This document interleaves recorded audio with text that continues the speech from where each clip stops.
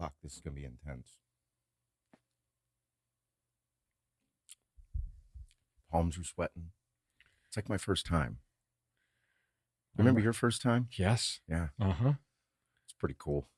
Scary. Fast. Super fast. Scary fast. Scary fast. My heart was beating.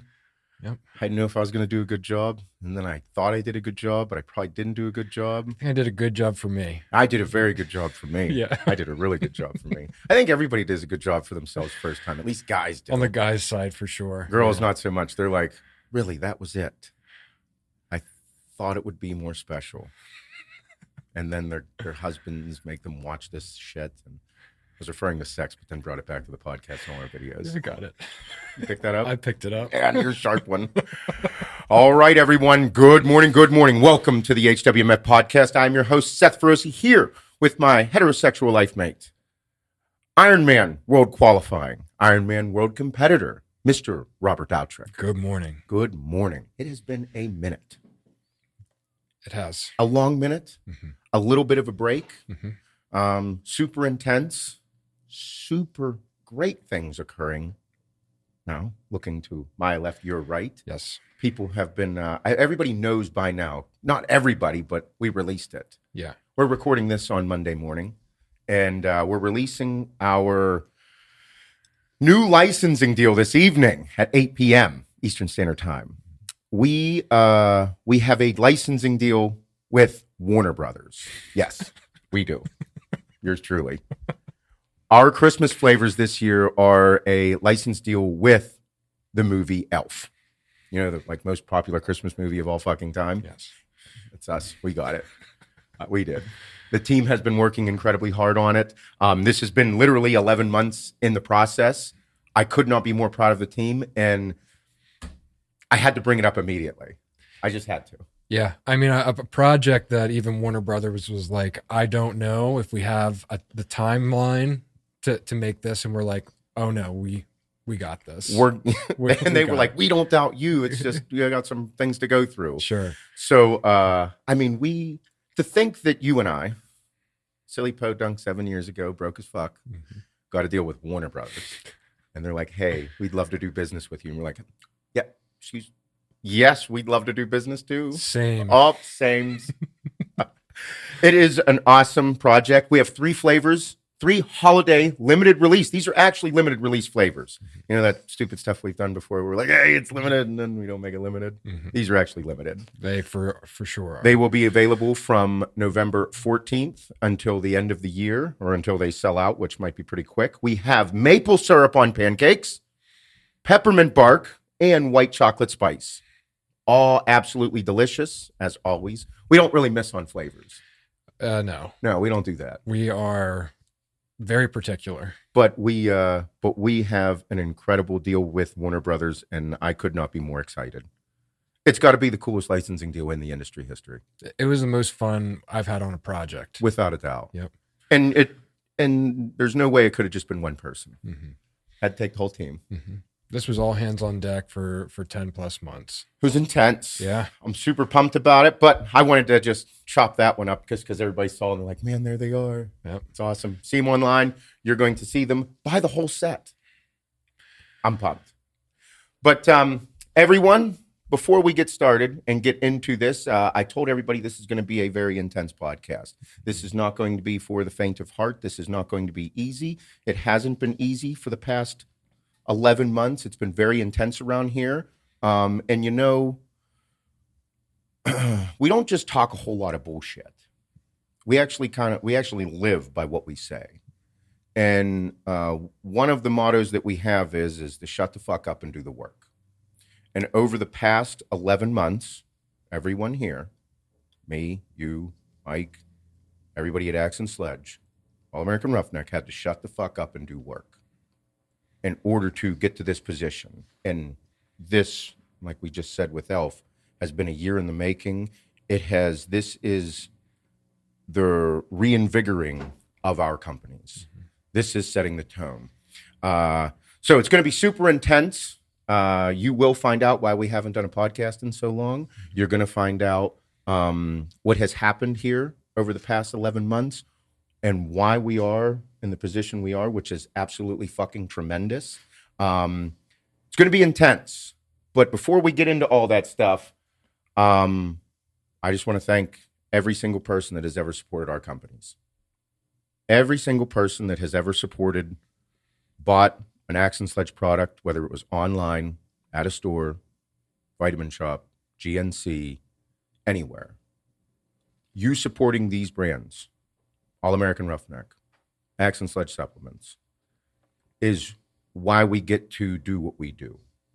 I can't thank you enough for your support, whether you have bought one item or 1,000 items. This is my life's work. This is all I got. This is everything I've ever wanted in my life. It is my life's work. I am incredibly proud of it. I'm incredibly grateful to have you as a business partner, to have Mike as a business partner, to have such great employees, to have an impact on the community like we have. 7 years ago, we didn't have shit. We were both in different spots. We both wanted something great. You and I made an agreement with each other that we wouldn't fuck each other over and we would do a good job. And if we ever made it, we'd do cool shit. Cool shit. That's cool shit. My intentions in life have always been to do a good job. You guys have heard it on here countless times. Like I've said, like the reason we created Elegance Elite was because we got money. We had a taste of money and we're like, what do we do with it? Well, we can buy cool shit, which we've done, but then we can also invest in our community, because I said if I ever made it in life, I'd start doing cool shit for the community. Build a facility for young girls to grow up in where there's no fucking bullshit. Keep the bullshit out. We do a good job in the community. We'd help build people up. I mean, it's my life's work. I hold this shit so close to me, it's scary. And you know that because what everybody gets to see with this smile and me get a little intense on here and motherfuck the world, that's just the tip. I am an absolutely ruthless human being at times. And over the past year, around here, at home, in my life personally, I have been one of the most ruthless, intense people I've ever met. I've had some really bad days. I've had some times that I'm not very proud of myself. But it was all out of love and let's not fuck this up emotions. And if I have to be this guy to make sure things are in a good position, then I'm going to be this motherfucker. And it's because in life, you're going to have, everybody wants to do a good job. But for everybody thinking that, you know, God is good, God is great, and things are wonderful, there are evil people and people do bad shit. People do dumb shit. People do things out of ego. People do things out of hunger for money, for power, weird things that you and I kind of made sure that we didn't do. You know what I mean? Yep. Because, like I said, like I just want to do good shit, be a good motherfucker. But there are people that just do fucked up shit. And in order, whenever those things occur, you need to make sure that you can get rid of the bad. And it's crazy because you never think that certain things will happen in life. You never think that you're going to have to be a ruthless fucking prick. You know, and I think that's one thing in society today that a lot of people are soft and a lot of people don't like having hard conversations and they don't like having bad days because they make you feel bad. But then you realize if you never face the music, it just compounds. It gets really bad. So we haven't done a podcast in a minute because of the intensity around this company. What occurred to create friction between me and you, me and my family, us and our employees? Everybody's wondering what happened and why things just feel a little bit different. And it's because we had to shut the fuck up and do work. And anybody in life that has ever had to kind of like, you know, just stop talking, stop communicating with the outside world and focus on themselves and what they hold close to them understands that statement alone. Because, there's all these cliche things on TikTok and Reels and everything that we see. And it's like they'll tell everybody to just, become a recluse and then reemerge 6 months later. Just shut the fuck up and do the work. Mm-hmm. You know what I mean? Yeah. You know that because that's kind of what you do with your Iron Man stuff. Mm-hmm. You're pretty good at that. Mm-hmm. You shut the fuck up and do work. And people are like, man, how are you so good at your Iron Man stuff? You're like, well, I wake up every morning at 4:30 and ride the bike for 3 hours. Excuse me, what was that? Yeah, that's what I do. It's just what I do.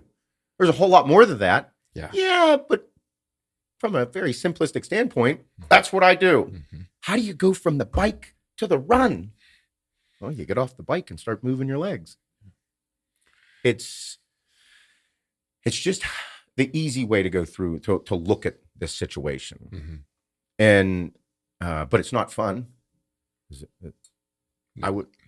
It's not fun. No. No. But somehow after you're done, you love it. Mm-hmm. And it's kind of where we are right now. Now, we've done so much work over the past 11 months that I look around at everything and I could not be more proud. I feel more proud of our company now than I did at its inception. Yeah, same. Because we went through some shit. And a lot of people, including people close to us, didn't know what happened because I also don't think it's good, we've discussed on here before, to act out of emotion. Mm-hmm. You know what I mean? Yep. Like sometimes when you act out of emotion, you speak out of context. You speak out of line. You say things you don't really mean.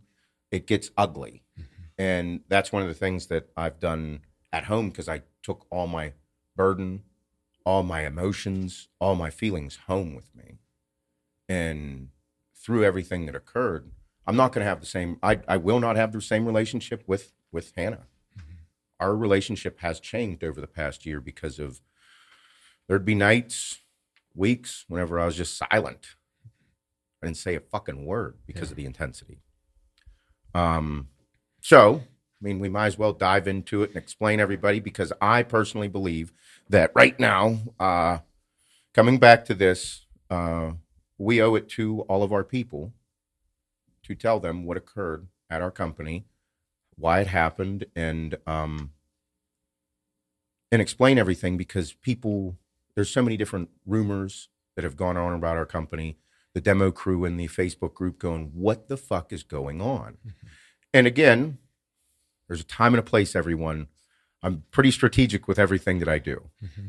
as we have been since day one. Yeah, and I think this conversation has been held off for a reason, and like you said, make sure that we are not speaking outside of context, that we are 100% honest with you guys with what's been going on. And to be honest, it only came to us recently that we were even ready to speak on it. Yeah. So, and you're right. We didn't want a fucking pity party. No, absolutely not. There was nothing to pity. It's why nothing was said in the beginning, because there was nothing more on my mind, on Seth's mind, on Mike's mind, than to just make things better and make things what they truly should have always been. Yes. Plain and simple. You brought up a great point. I left that out. We didn't want a fucking pity party. Mm-hmm. I don't want that shit. No, because life is great. We are in a unique, wonderful position. Mm-hmm. I don't want anybody fucking feel bad for us. That's why you shut the fuck up and do the work. Yep. That's honestly why I don't feel bad for you whenever you're on the bike for 3 fucking hours, because it was your choice. Mm-hmm. You do it to yourself. 100%. What are you supposed to do? Feel bad for me if I'm dieting? Mm-hmm. Oh, I feel so bad for Seth. No, you don't. Fuck off. It's a choice. Mm-hmm. I feel bad for people that don't have a choice, that might not have a great day because something happened to them. You come down with cancer, and I'm like, oh, motherfucker, now that's a different feeling. Yeah. You dieting or riding a bike for fucking 7 hours, I don't feel bad for you. No. Kill shit, motherfucker. Yes, sir. So that was the thing, like you said, we don't want that in the beginning because it was ugly, and people would have been like, oh my God. So out of the gate, the corporate company that we worked with, everybody was wondering, why are we no longer in GNC? And everybody's like, man, fuck GNC. Everybody was going on and on about it, and why we're no longer in there. GNC did nothing wrong. We are down a business partner because of what occurred at that time. We signed a very bad deal with GNC. Such a bad deal that, let me start over with that. Every single store owner that's listening to this right now knows we don't do exclusive deals. We do not sign exclusive deals. We don't sign any exclusivity because this is America. Free game, motherfucker. If I say, hey, you can only sell Axe and Sledge in your store, you're going to be like, excuse me, Seth, but we can't do that. We need to sell all brands. And that's how we look at this. If you're strong enough in your territory, have at it. Mm-hmm. Do we honor each other if we do good business together? Absolutely. However, I'm not signing a piece of paper that states that I'm only selling to you in this area. No fucking way. No way. Absolutely not. And you won't sign that with me stating that I'm the only pump pre-workout product or the only holiday flavors ever. You won't do that. No, that's bad business. We do good business, fair business. So we signed a pretty bad deal with GNC. And GNC did nothing wrong. They sent over a contract. It was signed. Unbeknownst to myself and you and our other business partner, Mike, we did not know what was signed. And in business, trusting your business partners is something that I thought would be a tremendous idea, but I now regret it. We went through like the cliche stuff, and that's what we'll get into. But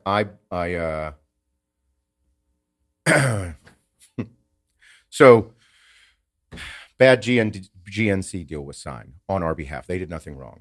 However, we did not know about it, and when we found out about what was signed and that it was an exclusive deal. They had exclusive rights to our company, and all of corporate locations were them. We could not sell to another corporate buyer, never, which would stranglehold our entire company, stranglehold our dreams and our sales team and what they could achieve. It put us into what I believe and you believe and Mike believe would be a standstill as a company. We also signed away exclusive Amazon rights, which was a very bad idea. So when we found this out, it threw a monkey wrench into everything because we don't do exclusive deals. And then we found out the inner workings of the deal, which were very bad, and we were not making any money with the deal. It was not a fair deal. It was very one-sided, and no one should have ever signed the deal. So whenever we found these things out, after doing business with them for about 6.5, 7 months and pushing absolutely ludicrous numbers. When I mean ludicrous numbers, I mean out of control numbers, millions of dollars a month. And then we found out that we weren't really making any money on those millions of dollars a month. And that's something that you and I have talked about on here. Hey, if you sell $1 million and it cost you $1 million, how many millions of dollars you got left over? You got $0 million left over. So that strangleholds everything at your company. It creates a stagnant environment amongst growth of employees in every angle, in every aspect. Mm-hmm. It creates more stress because now there are so many inner workings going on with corporate deals, with chargebacks, with fees. So you need an employee just to handle that. So now it's going to cost you money. And you're at their mercy. Big money creates big problems. It does. So whenever we found these things out, we said that we cannot have this any longer. It was a deal that would have created a very big problem within our company. So in order to get out of the GNC deal, we had to pay a penalty. And that penalty was quite hefty. The penalty, we had to pay over $1 million just to get out of the deal. And I'm like, oh boy. So not only were we not making any money, we had to pay over $1 million to get out of the deal. So we did, because it was strangling our company. It was creating a stagnant environment.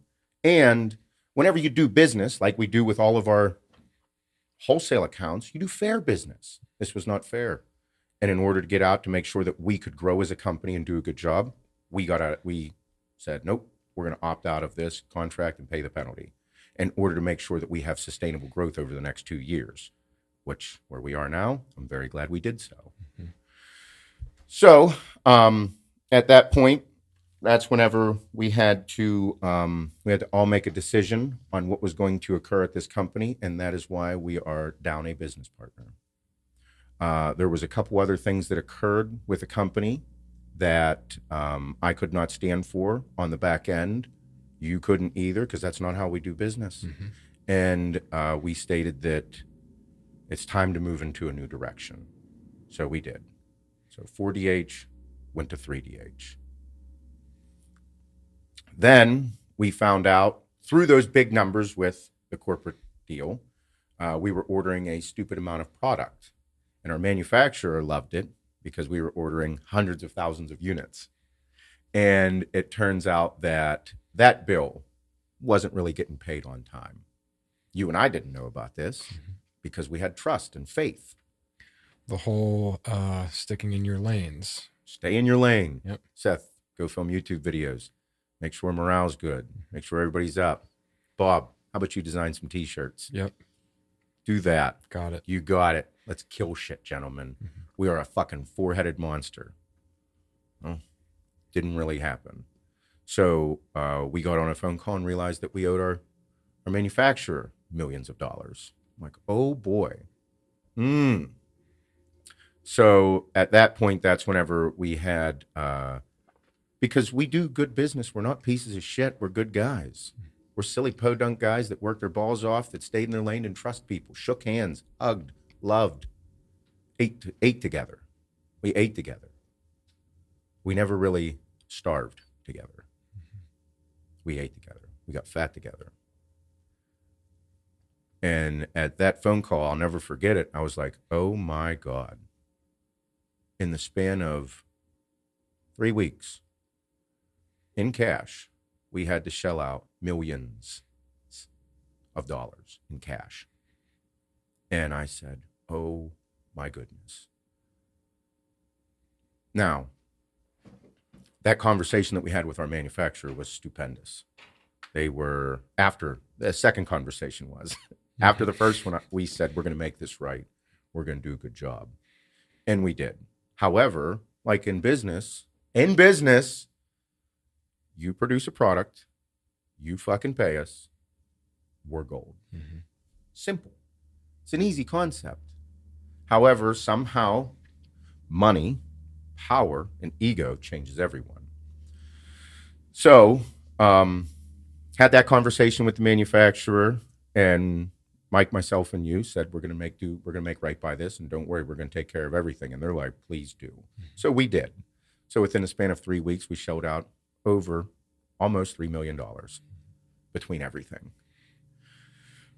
Whew. Gentlemen, start your engines. So a company that's doing millions of dollars a month and doing incredibly well for yourself, I don't care who you are, whenever you take that kind of hit, you're like, oh my goodness, this is that shit. This is that uneasy feeling that happens in business. And at that time, now I'm speaking in, kind of a stern, laughable voice here. At that time, I was not okay. No one was okay. We quickly learned that we had to shut the fuck up and do work. We quickly learned that everybody had to be on top of their game. Every single person did. That's whenever I said, this is going to be an intense year. And that was in January. Mm-hmm. And everything changed. Our demeanors changed. Our opinions of each other's changed. I immediately questioned my friendship with you. Yep. I immediately questioned your intentions. Mm-hmm. I immediately questioned Mike's intentions. Mm-hmm. I questioned everyone's intentions. I started looking at people and looking at me. I started looking at people and how they viewed me. Are you taking advantage of who I am as a person? My integrity, my character, who I stand for, what I stand for, who I am as a man. Are you taking advantage of that? Because what I say is actually who I am. Mm-hmm. Because I know what it's like to have nothing. I starved before. It's not fun. So why would I ever want that to occur? Ever. And with that deal that was signed and getting out of it, whenever you create a stagnant environment, That caps people and their capabilities in life. Why would I ever look at any of my employees, any of them, even you, I mean, us, and say, this is all the further I want you to ever get because of money? Money is great. It is. But what I learned over the past fucking 11 months, money will come and fucking go. It does. We've had it. We've lost it. But the people around us, your loved ones, that's actually what matters. Mm-hmm. And us being in this wonderful position to lead people, to feed people, to help them, you take advantage of that, I ain't too fucking cool. Money comes and goes. It does. It just does. Mm-hmm. But friendships, relationships, what people do for you is what matters the most, in my opinion. Mm-hmm. My relationships have been so strained over the past year because of what has occurred. It's gut-wrenching. However, now that we're in the position we are, which is literally the greatest financial position Axe and Sledge has ever been in over the past 4 years, we're in a better financial position now than we've been in the entire company. Mm-hmm. And it's because we shut the fuck up and did work. And it's because each one of us has been transparent, open, honest with each other. Mm-hmm. It is insane that these things occur in life. But what everybody needs to know is that everything at this company right now is the best it's ever been. And it's because of the unwavering support all of you have had for us during this time. You witnessed us going through something whenever we just didn't say anything because it wasn't the right time. Mm-hmm. And we didn't want the pity party. We wanted to make sure we did a good job. We wanted to make sure that you all knew that we wanted to make sure that you guys could enjoy the fruits of our labor, which is ELF by Axe and Sledge, which is a plethora of new products getting released, which is deals that we have done with Warner Brothers, future endeavors, other corporate companies to do great things with. It's been nuts, but GNC, they did nothing wrong. They're a Pittsburgh-based company. They really don't have any. They were super upset. However, they didn't do anything wrong. You know what I mean? No, they sent over a very preliminary staged contract that was signed out of the gate. Yes. That was the contract that you take to your own internal attorneys. You talk about it. You send it back. You send it back again. You send it back again. Yep. Until there is a fair deal on the table for everyone. Yep. This deal was signed blindly. Yes. Blindly from me, from you, from Mike, and signed in the afternoon from your cell phone. Yeah. I've never viewed a contract or a mortgage or a car loan or anything I've ever had in my life without seeing it in person, in front of me, on the desktop, read by someone else. It's ludicrous. Yes. It's insane. And yeah. Well put. Well put. But and with them, it's kind of like the franchisees, they were tremendous, mm-hmm. outstanding. There's difference. There's franchise and corporate with them, and franchisees, they are outstanding. They've fucking they killed shit. And again, it's just doing fair business. Fair business. And the deals that we do in the future, I'll say this. I'll get intense right now. This is my life's work. This is it. I fucking killed myself for this shit. As a young boy, I knew that I was going to fucking take steroids and become a pro bodybuilder. I didn't give a fuck what anybody said. I was going to do it. I dreamed of owning my own supplement company. Sure, who wouldn't? I dreamed of doing cool shit in this industry. People looking up to me signing autographs at a show, me being like, I stood in line for Jay Cutler. I stood in line for Ronnie Coleman. I stood in line for Victor Martinez. Stood in line to get these autographs. I was like, I want to be one of those guys one day. I wanted to be that guy. But I was just some silly fucking podunk dude from Western PA that worked in a wood shop. I knew how to work really hard, and I knew that some people made it, and maybe I could do it. So I just worked ungodly hard. But I always remember my mom and dad telling me, if you ever get fucking famous, don't get a big head. Just be you. Be yourself. But then, you know, people were like, who's yourself? Who are you? Well, I really don't know who I am. That's why I'm me. I'm just a dude from the wood shop. Young kid growing up, just knew how to work hard. I never had big dreams of making millions of fucking dollars or employing 60 fucking people. I just knew that I wanted to do a good job. And now that I've gotten to this point, people wait in hour-long lines to fucking meet me and get my signature and tell me all the great things that they've done because we're so open and honest and transparent about life. I've had a fucking wild life. What am I supposed to do? Lie about who I am? Lie about what has occurred in my life? No. Be honest, because one day it might help somebody. And I have countless stories of me saying fucked up things and then people being like, dude, that helped me a ton. One person. You help one person from making a bad decision in their life or changing who they are for the better, you're doing a good fucking job. Mm-hmm.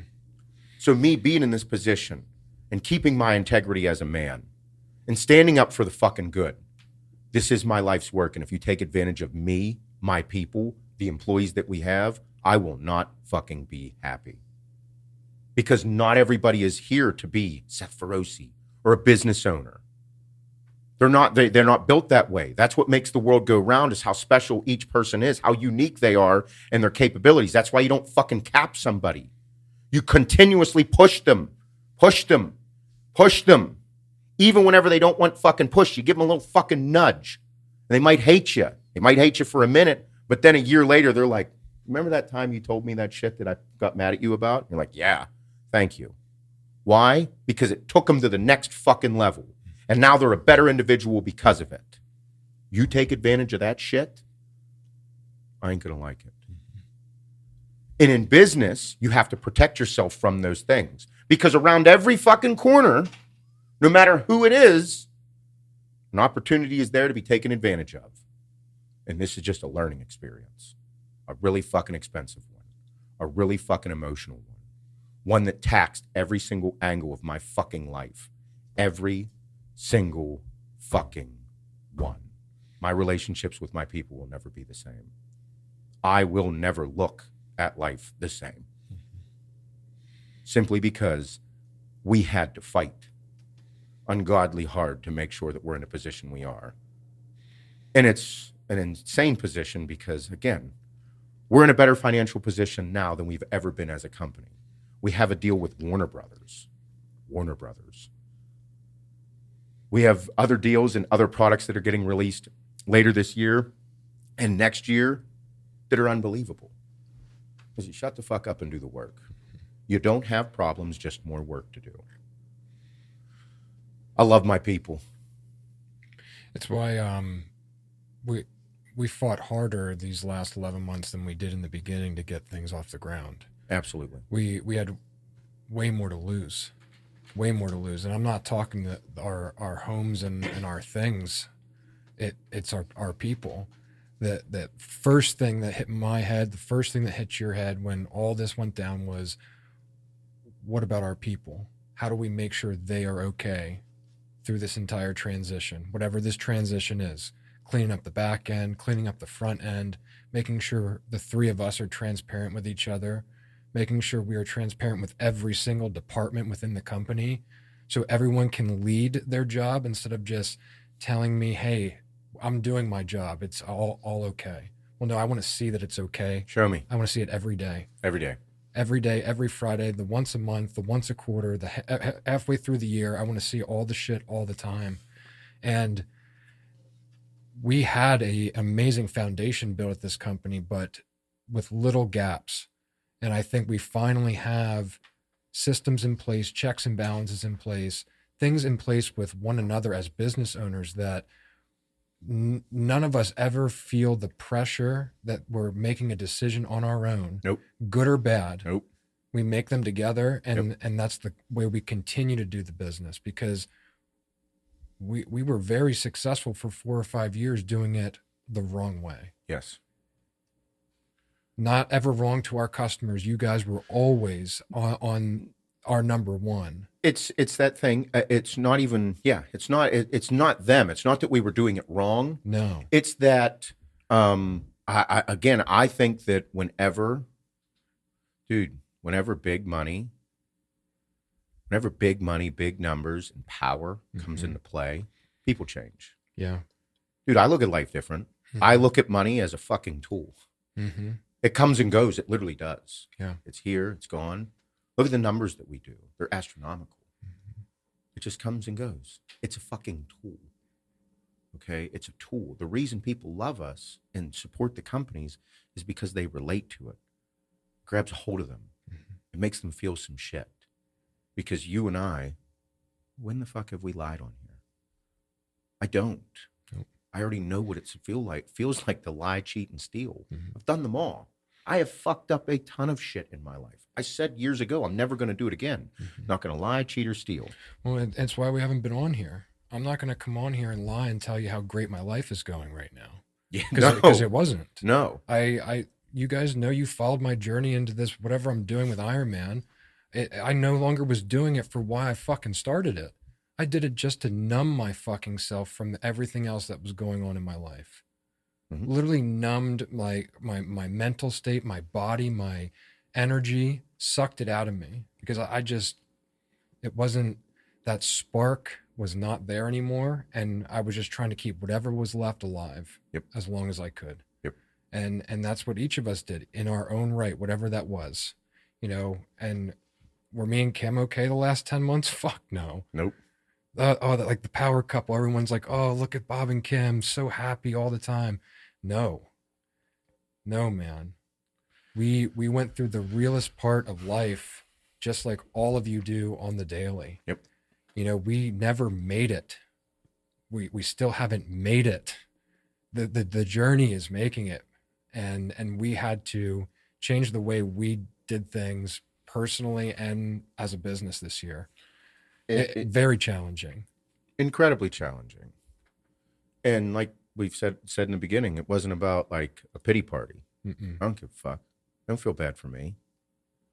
I get more upset and more angry that I feel that my integrity was taken advantage of. Mm-hmm.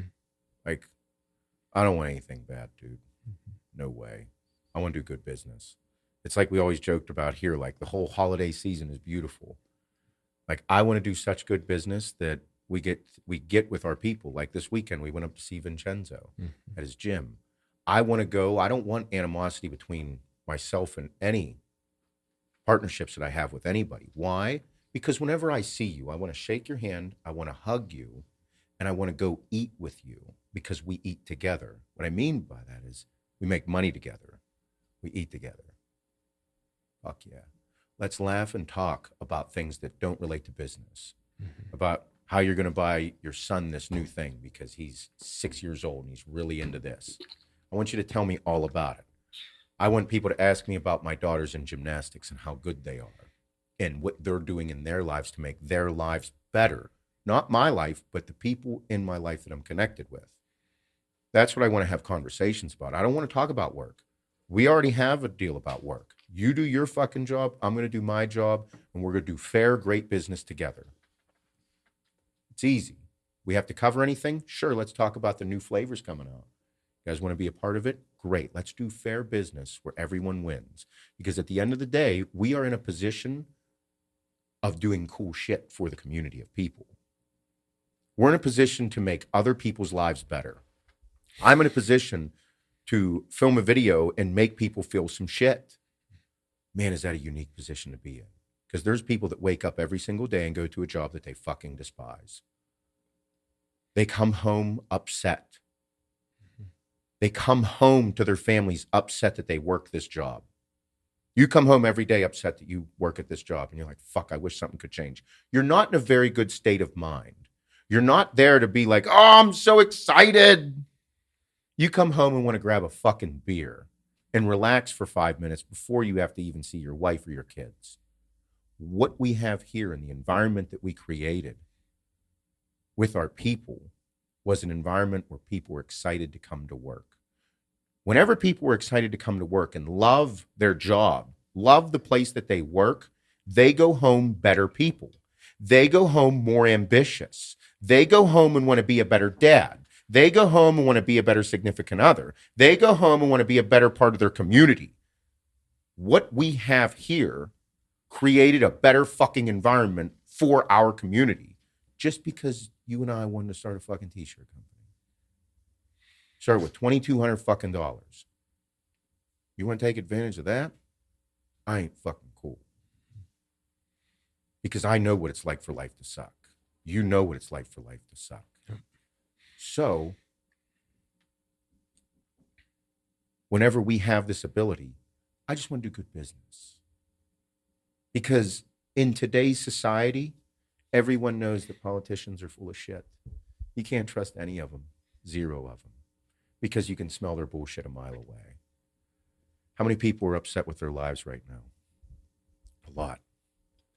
Wouldn't the world be a better place if everyone thought like you and I? Just do a good job. Work hard. Love life. Create.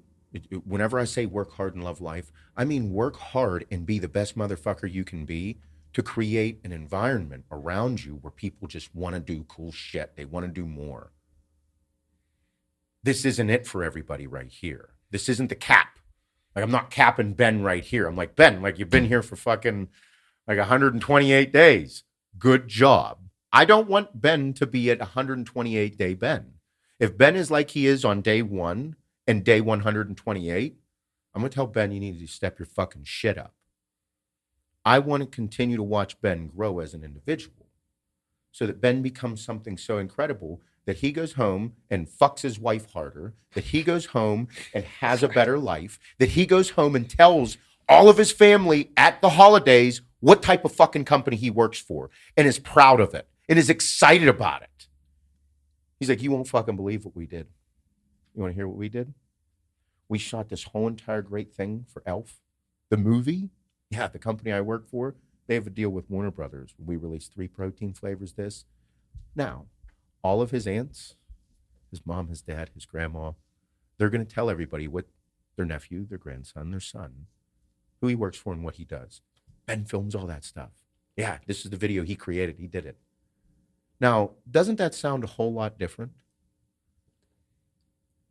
That's what you're supposed to be excited about at life. You and I own that company. Wait a minute. I own that company? I still have to check on that. Like, I still can't believe that. That's what I mean.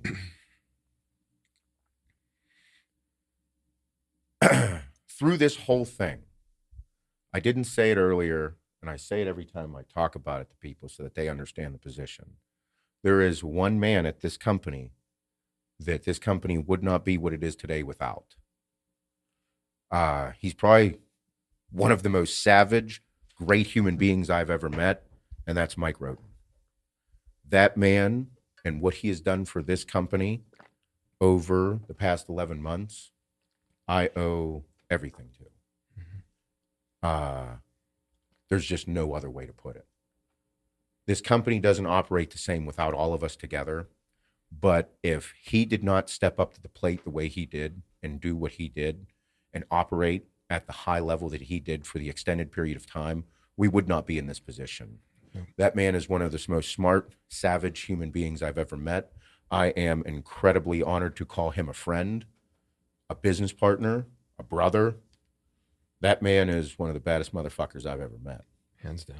He watches out for his people, and he is not afraid to have a very difficult conversation with anybody, because at the end of the day, his people are everything to him. And like I just spoke on here, I'm the same way. You are the same way. That man looks at his people as his own. And if you think you're going to take advantage of those people, you are dead fucking wrong. One of the most stand-up motherfuckers I've ever met in my life. The most stand-up motherfucker. I don't think you could put anybody in front of him, to be honest. Mm-mm. I'll go to bat for that son of a bitch every single day, just as he does you or I. Yep. So it has been intense. However, and there's so many other little intricate details that would fucking melt minds and make your stomach turn and fucking make you want to do ruthless, horrible things to people. But those are for another time. Mm-hmm. Even if so, it's just petty, stupid shit that couldn't believe. There was so many rumors stirring around that Axe and Sledge was going to disappear. That Axe and Sledge is a shit company, that is Seth's a fake and nothing he says is true. And I'm like, okay, yeah, I'm an asshole. Guys, if you hear I'm an asshole, it's because I am. I'm an asshole for one specific reason, because it's time to be an asshole. But it's for a good reason, very good reason, my people. I am not in life to be taken advantage of. Oh, so all the store owners know that this company went to bat for you to make sure that you could still purchase Axe and Sledge products and do a good job with us. We cannot thank you enough for the unwavering support. We have so much cool shit planned. It's out of control. This is the reinvigorating. We've been working on this shit since the beginning of the year, right when everything went down, and we fucking have been hustling. So, Elf by Axe and Sledge. It's the coolest fucking thing in the world. It tastes so good. It tastes so fucking good. It's, just cool shit. Maple syrup on pancakes. How about it tastes like pancake batter with like maple syrup in it? Mm-hmm. That's what it tastes like. Yeah. Because whenever I flavor sampled the production run, I'm like, this is like pancakes. And then Heather's like, well, that's what it's supposed to taste like. So I'm like, then the maple syrup on the back end. And she's like, yeah. I'm like, she's like, you wouldn't like it. You couldn't taste the pancakes when maple was on the front end, remember? And I'm like, yeah, I do remember that. Tasted too artificial. And she's like, yeah. And I'm like, Heather, that's why you do your job so well. Mm-hmm. So we have maple syrup on pancakes, peppermint bark, and white chocolate spice. Me personally, I don't know. I thought it was going to be my least favorite. I like white chocolate spice the most. I'm a huge white chocolate guy. I did not think that. I was like, whenever Heather told us, like, she's like, hey, these are the flavors. And we started running through them, and we had like 20 flavors marked down. And we started narrowing down like the 8 that we were going to do. White chocolate spice was one we brought in, and I'm like, it's going to suck. It's delicious. I think it's my favorite label too. Oh, so with these labels, and when it was, each label, Ken, we got the deal. Mm-hmm. Did you ever think whenever you were like watching Elf, like you'd be like, man, I'm gonna talk to the people that run their fucking marketing department. No. You're like, we're gonna get on a call, like call 7 people. We're gonna start talking about how Axe and Sledge, literally the company that we started with $2,200 that evolved into this with Warner Brothers. Yeah. I thought there was a level of conversation that just doesn't happen between us and someone like them. No. I thought that was just for the movies, No. This might have our foot in the door for like potential movie role, I would think. I didn't bring it up to them yet. Do they own Hallmark? I probably. I'd love to be like the guy in the lumberyard in a Hallmark movie. There he is. I am worthy of a Hallmark movie. I think we could both have roles in different, out of the 22 that they release every year. Yep. I could be like the big burly guy that's kind of silly and likes to drink beer and cut down trees at the lumberyard or some shit, or the Christmas tree farm. For sure. Be like fucking Leonardo DiCaprio. He's like, ooh, here I am. Here I come. There I am for like my 5 seconds of glory in a Hallmark movie. I fucking show everyone. I'd record the credits. Oh yeah, There's my name. Spelled it wrong, but it's okay. But no, the labels. So whenever talking to them, they have been dying to get into this. They've been dying to get into this field for a minute. The one guy has, and he wanted to get into it and into the supplement industry. And he finally found a partner, us, that is a full commitment to the labels, the designs, the feeling, the excitement, and with people like we have that, like everybody, we know we're a bunch of degenerates. The degenerates just got the best deal in the industry. So they wanted us to tell a story with the labels. So once we found out the flavors that we were going to do, we then had to create a concept behind them all, like a vibe, a feeling, like get some emotion going, connection with the movie. But we're not allowed to use Will Ferrell's face. It's the only thing you can't do. You can't license a person. You're not allowed to do that. Not yet. Not yet. Maybe if we're in a Hallmark movie, I'll sell myself. But so we have peppermint bark, which is the depiction of the candy cane forest. Then we have maple syrup on pancakes, which is New York City. Let's pull them up. Also, these labels are like 3D.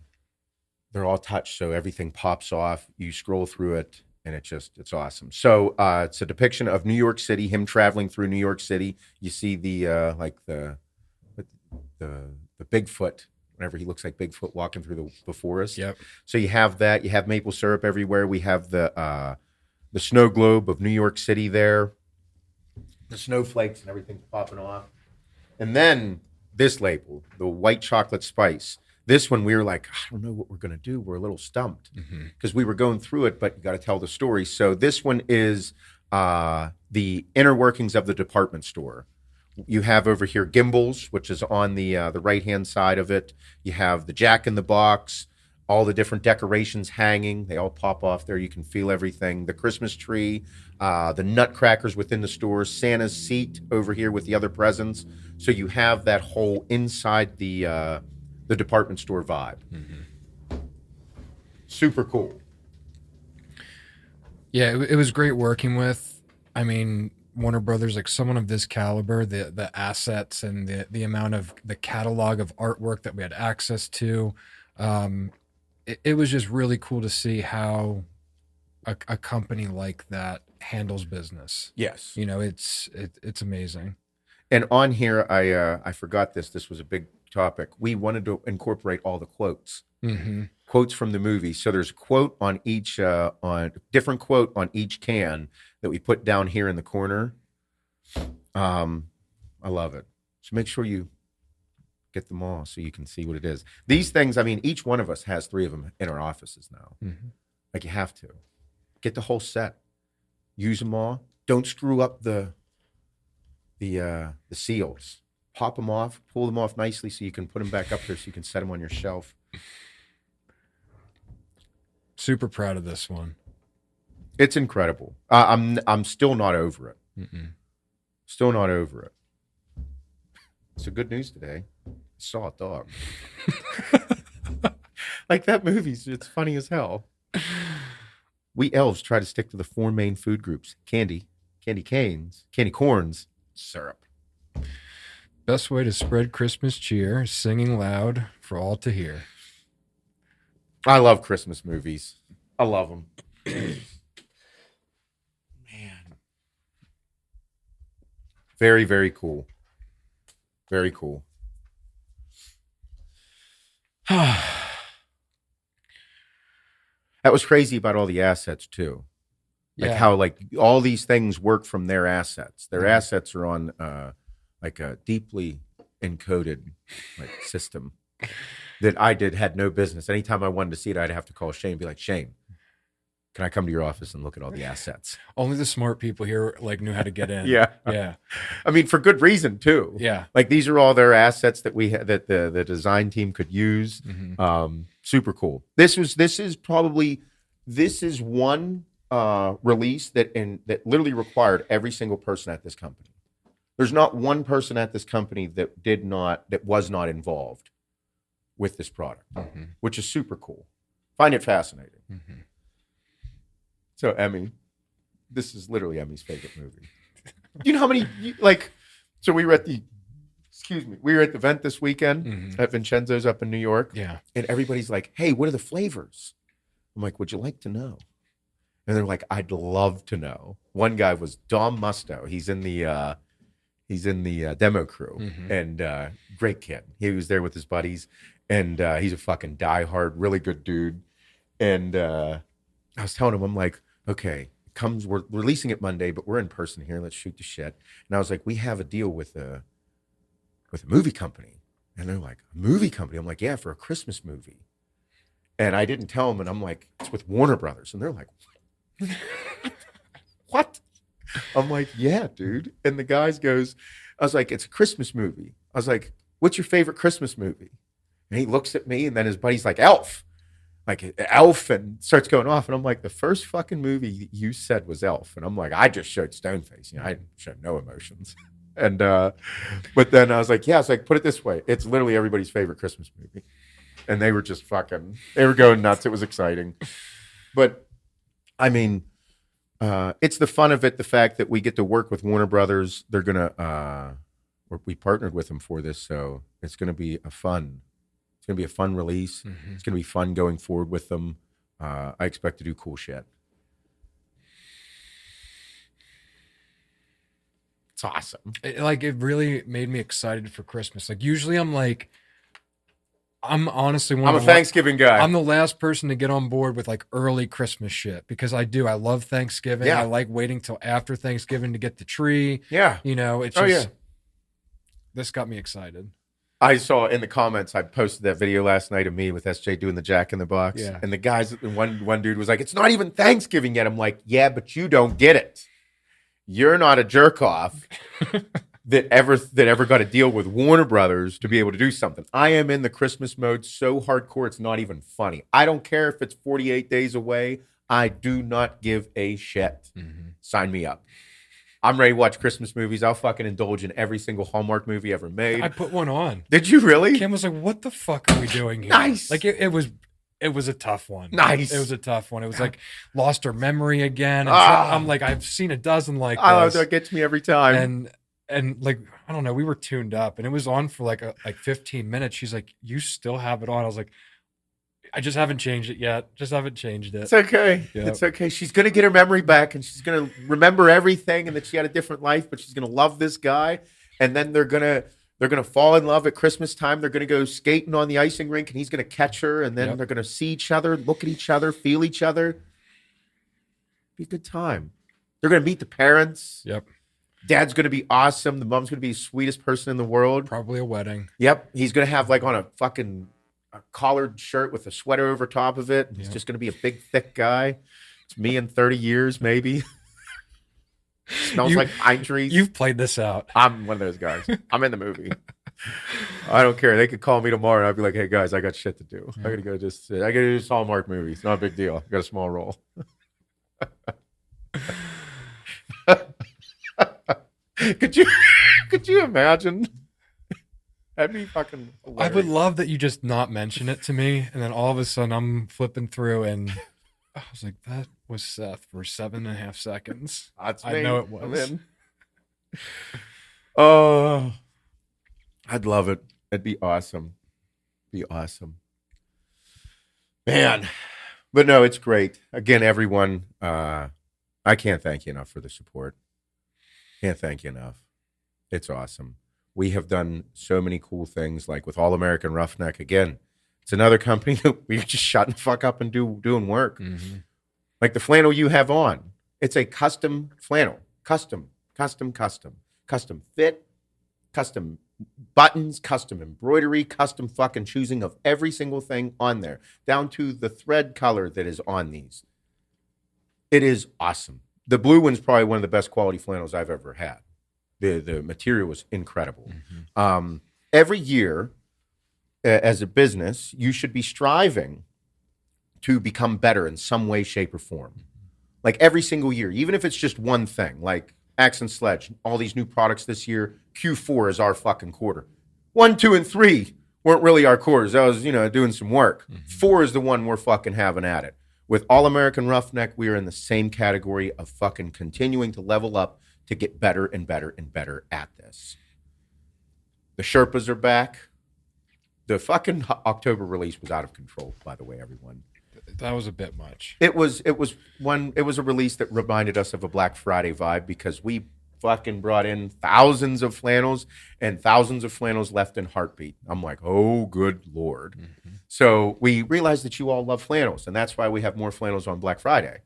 We have 2 new colorways of the flannels coming, along with matching flannels for the kiddos. So we also have kids flannels in the same exact material as the adult ones. So you and your son, you and your daughter, you, your wife, your kids, everybody can do the family picture for Christmas or go to the holiday party all together matching flannels. That Hallmark movie shit with me, dude. Got to do it. So we have 2 new flannels coming. We have a new Sherpa colorway. We also have an insane quarter zip. Yes. I'm amazed by it. I thought it was going to be good. Turns out it's way better in person than I thought it was going to be. We have a new base camp jacket. We have in the hoodies. The shotgun hoodie we did, the one with the rubber patches from October, is my favorite hoodie to date. The new one that we have coming out, super cool. And then we also have the embroidered flannel. Flannel, it's like a flannel. We actually have flannel cut out and then embroidered on the chest, the All-American Roughneck and the logo. Primo shit. A lot of hoodies. We have a lot of hoodies. Ton of hoodies. A lot of hoodies because we might be giving hoodies away on Black Friday. Because we can. That's why we're doing it. Yeah. That's how you're supposed to do it.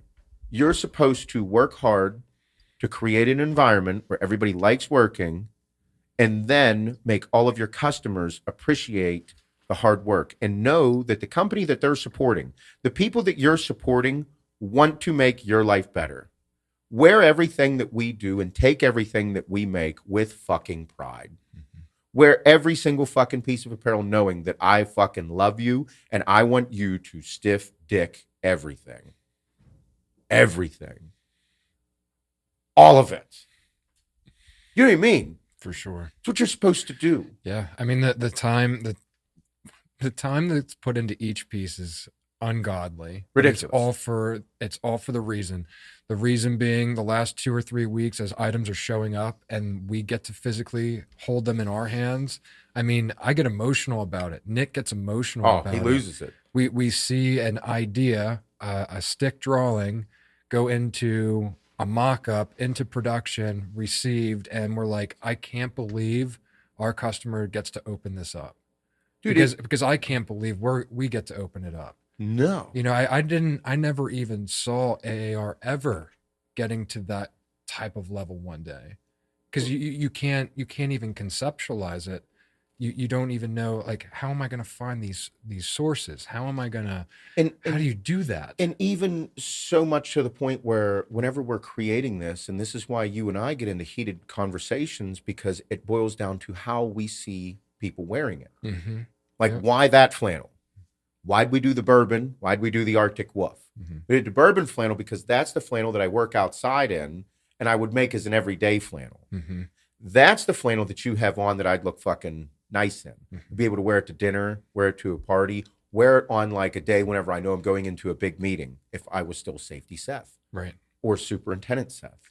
Or going to a Christmas party Seth. You know what I mean? Yeah. Like envisioning how our people would wear it. So therefore, that's how we market it. And then it's like, well, I don't know about this color. Well, I think it's a fucking good color. I don't think it's a good color. All right, then now we're having a discussion. And those discussions that are had are supposed to be good to forward for the company and the people wearing it. Not because I hate you. Yeah. Not because you hate me. It's supposed to be like, how can we make it better for our people? How can they be excited whenever they open this up and grab it and be like, man, feel the material on this fucking flannel. Feel the fucking patches. Look at the buttons, the details, and making it affordable for people so that they don't have to spend an arm and a fucking leg on a $90 fucking flannel. It's supposed to do cool shit. Because everybody, what you're supporting here whenever you buy any product is an environment that is incredibly special. This is just the beginning for us, the foundation. There's so many more things we want to do. But I think, so the guys that built my pool, it's done, by the way.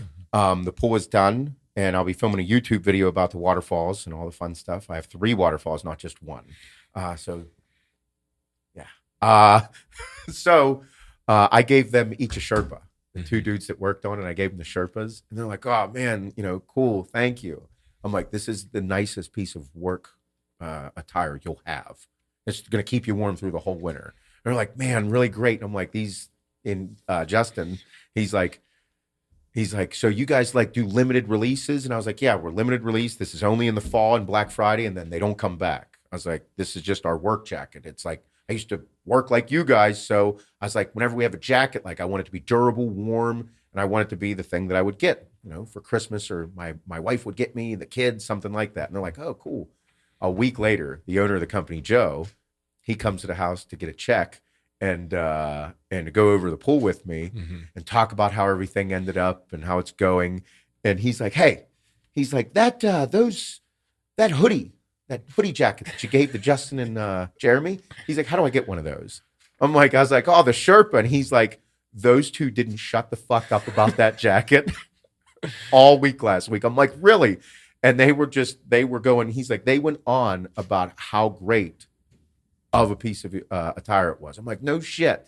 He said, they said it's the warmest thing they've ever worn. Like the material's soft but durable. I'm like, keep telling me, Joe. I was like, I know you might be stroking me a little bit to get this check, but man, does it feel good right now. So I got to get him one of the Navy ones. Yeah, for sure. Yeah, he was pumped, but it was cool to hear. You know what I mean? Guys that like they buy Carhartt, they buy Ariat, they buy stuff like that, and then they were like, he's like, dude, they didn't shut the fuck up about that jacket. Well, even my dad, like he'll buy every fall, he'll buy one new overly thick hoodie and then one more work jacket, and that will be his jackets for the rest of the year. Yeah. I sent him one just to be nice. Like I never know if he'll actually wear the stuff. My mom sends pictures every day that he's in the Sherpa every single day. He doesn't take it off. Yeah. I love it. Yeah. So if my dad's wearing that shit, I know how much you guys love it. Dude, Adeline wears hers every single morning to school. Mm-hmm. I'm like, it's pretty cool. She's proud to wear it. And then her friends ask about it. And she's like, oh, yeah, my dad does this. And then they're next to impossible to get. Mm-hmm. But it's pretty cool. It is. And it's something that, you and I are already having discussions about next year and the next level that we're getting to and what we're doing to take the company to the next level and how we're going to get there and what we're going to release. And everyone, in order for one supplement to come out, in order for one new piece of apparel to come out, the intense things on the back end for every single company, not just us, every single company that's in the industry, they go through the same things. That's why I have a profound respect for everyone in the industry that's doing cool shit. Mm-hmm. Because, dude, it's not easy to release a brand new product. It's not cheap. It's not easy to do it well. Mm-hmm. And for apparel, custom apparel, holy shit. If you don't have a team of people, you're going to have a hard time. Mm-hmm. And that's what's cool, because we're not just doing like apparel to fit the everyday person. We're doing apparel to fit large people, people that work out, people that are big men, hardworking motherfuckers in the blue collar world. So we're not the most normal size people. We are people of every shape and size. Mm-hmm. So that all goes into account whenever we're creating any piece of apparel. Yep. But yeah, next year will be fun. We have, I had one of the questions, I was scrolling through them this morning. Mm-hmm. Like, we're going to go through a couple questions that we had on here. I mentioned on my live yesterday that the pump cover that we have being released, it'll be the last of its kind. And this guy interpreted it as, why are we done pump covers? I'm like, no. We're not done with pump covers. This will be the last pump cover of its design. Mm-hmm. Like, you're not going to get this pump cover design ever again. Like, we have new stuff coming next year. Yep. New look, new design, new everything. So this is the last of its kind, and it's going out in the style that I intended the pump cover to be in style. Old school, motherfucker. Yep. A fucking heather gray pump cover. Give me a heather gray pump cover all day. Fucking chop the sleeves off a quarter. Give me a 3/4 length. I'm in. Yep. So this Black Friday is going to be massive for All American Roughneck. We have a lot of really, really awesome giveaways to go along with everything cool that we have. So it's going to be an absolute blast. Mm-hmm. For sure.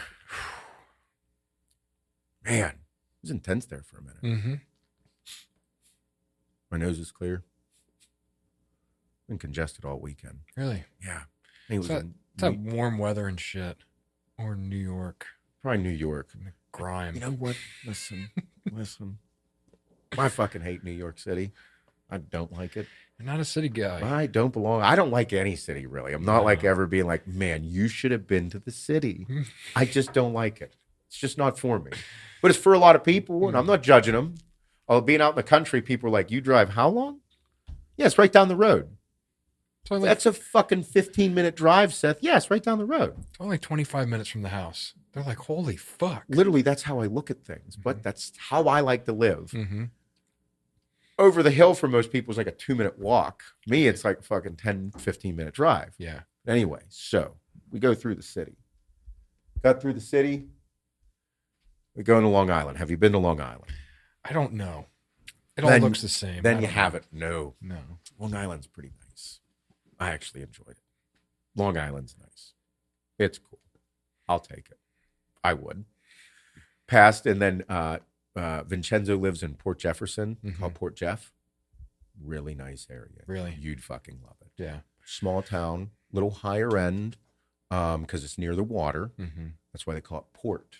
Yeah. The water. Near the water. But they have so many really nice stores. Like Main Street had store after store after store, stores and restaurants. Mm-hmm. Like the reason I say it had a little bit more money there is because we drove by a couple stores and I'm like, they have a fucking store called The Tobacconist. And it was all this different tobacco, like cigars and pipe tobacco. And then we're driving slow through the main drag. Mm-hmm. I'm like, they have fucking like hats for sale, like fedoras and hats. I'm like, I don't see any fucking fedora hats out here by me. Yeah. Okay. That's a high-end shop. It's a high-end shop. But insane restaurants, really nice. We were in Patchogue. That's where his gym is. And it's a nice little town. Dude, really, really cool shit there. Mm-hmm. Same type of deal, Main Street with restaurants and little shops. It's nice. Just New York City gives me a bad perception in New York. It's I awful. told everybody that I fucking hate New York. Tell them all. And then whenever there, I'm like, so everybody hates the city except the people in the city. Right. Everybody outside, here's the city, here's New York. Fuck the city. Everybody loves New York. Beautiful state. Mm-hmm. I didn't know the Hamptons were in New York. Yeah. I didn't know that. Mm-hmm. Call me an asshole. But that's about an hour and a half from where we were. It's where the Hamptons are. Mm-hmm. And everybody's like, it's insane there. Mm-hmm. Fucking beautiful. Like, even though it's a super ritzy, high-end spot, there's nobody there that, like, fucking hates the Hamptons. Mm-hmm. Nobody talks shit about it. Did you hear anybody talk shit about it, Ben? Not one. Upstate New York is gorgeous. Yeah, I've been to upstate New York. And so we'll get into this since you're such a pizza lover. Yeah. The food in New York City, remember, or in Long Island, remember how Vincenzo would come in and say, your pizza sucks? Mm-hmm. And then he'd go on and on about breakfast sandwiches. They're like, best breakfast sandwiches ever. It's the water in the bagels. And I'm like, okay, dickhead, whatever. Shut the fuck up. Listen, the bagels that we had. Legit. Oh my God. Oh my God. The best bagels I've ever eaten in my life. Come on. Oh, bro. The food alone was worth the trip. We had, there's two, the one that was next to his gym, it was called Goldberg's famous breakfast deli sandwiches or some shit. Mm-hmm. We made a YouTube video about it. And we go in, and I got a regular bacon, egg, and cheese bagel on a plain bagel. Classic, yeah. He didn't shut the fuck up that I had to get a sandwich on an egg everything bagel. You know everything bagels? Yeah. But it's an egg everything. Yeah. I'm like, you said it like 7 times. Okay, we'll get the egg everything. So we got a Hungry Man on an egg everything bagel. Hungry Man is ham, bacon, sausage, egg, and cheese. Yeah. On an everything bagel. Meat sweats. So, and then they do salt, pepper, ketchup. Little salt, little pepper, ketchup. And I'm usually just a ketchup guy. Mm-hmm. And then he got us a wrap that was called the Anchor. It literally had like a chicken cutlet in it, egg, double bacon, hash brown. Oh, Wouldn't shit. fit on a bun, so we got it in a wrap. Mm-hmm. Pretty fucking tasty. However, that hungry man with the egg, bacon, the ham, the sausage on an egg everything bagel, holy fuck. I'm an egg everything bagel guy. Really? Delicious. Is it like a yellowish bagel Yep. because of the egg? Yep. Yeah, I knew that. But the bagels there literally shit on every bagel I've ever eaten in my life. They were selling so many bagels at this fucking place. It was unbelievable. Unbelievable. We were there for 20 minutes? Probably a dozen people were in there while we were, maybe more, but I heard at least 10 to 12 people say they wanted their order and then egg everything bagels were on the orders. It's a thing. And it's a delicious thing. Mm. I want to eat things on egg everything bagels. I never associated bagel sandwiches with New York. I don't know why. Bro, their bagel sandwiches, their breakfast sandwiches in Long Island. Breakfast sandwiches are a Long Island thing. Okay. And they fucking are a thing. Hmm. They shit on everything I've ever had. Their bagels were delicious. I look at it because I make Adeline a bagel every morning for breakfast, like just a buttered bagel. Mm-hmm. And I grab the bagels and it's a bagel. Mm-hmm. Those bagels, fucking primo. I should have bought a dozen to bring home. That's how good they were. I would buy them, air freight them here, overnight them to have them. They're that fucking good. I mean, let's bring some in. I would say, Vincenzo, get your shit together, overnight these bitches to us. Yeah. They were bringing out trays and dumping them into the thing fresh, and people were just fucking buying them. It was wild. We've been filmed the video. We ate them. I am fucking, he wasn't lying. Then the pizza. Everybody does pizza up there. And it's different. It's better. Pizza's better. It is different. It's just fucking better. Mm-hmm. We went to his place.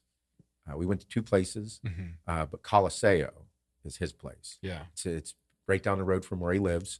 It's his dad's fucking spot. The pizza, their football pizza, was okay. Mm-hmm. It was okay. Their Sicilian pepperoni, holy fuck. Ridiculous. Oh my God. I'm not a pizza guy. Yeah. I'm paying for it still today. It was worth it. The Sicilian pepperoni from Coliseo was insanely good. Insanely good. It is different up there. The doughs are different. The way they cook. We went to this place called Pie. It was coal-fired pizza. Everybody was like, "Oh, it's okay, it's okay." I'm like, "Hey, it was pretty fucking good." Mm-hmm. Like, I don't care if it's a little floppy. You know how Portnoy doesn't like the flop. I don't mind the flop. I don't mind the flop. It's a taste. Mm-hmm. It's pretty fucking good. Their buffalo chicken pizza at Pie was the best buffalo chicken pizza I've ever had. I would house an entire pizza myself. That's bold. I don't eat pizza. You're not a pizza guy. It was fucking delicious. Fucking love pizza. I know. I was thinking of you. I was super like, jealous. the Sicilian pizza. Dude, they're huge fucking pieces. The pies were fucking trays, you know? Mm-hmm. But primo. We do get a taste of that in Eastern PA. Yeah. We do get like a small, kind of comes in from New York a little bit. But out here, there is nothing comparable. No. And the whole bullshit about the water thing. People are like, it's the water. Even the people at Coliseo said it's the water. Listen, I don't know. The lady was like, it's why we all glow, because I'm talking shit. Yeah. And I'm like, yeah, it's because it's toxic. And she's like, exactly. Yeah. And I'm like, oh my God, it's a thing. But it was good. It was yeah, I can understand why people in New York hold things the way they do, because it is different. It is. It's tradition. Even the culture. Mm-hmm. So I got a taste of it. We're at that bagel spot, and this fucking this big New York dude comes in. Thick boy. New York Yankees hat comes in, and I felt like he just started bossing the lady around behind there. He comes in and he's like, "Hey, I need 8 this, I need 3 of this," and he's just like kind of barking orders. I'm like it was loud. Mm-hmm. And then the lady's like, "Yep, we'll get it up. It'll be good." I'm like, They mad? They mad at each other?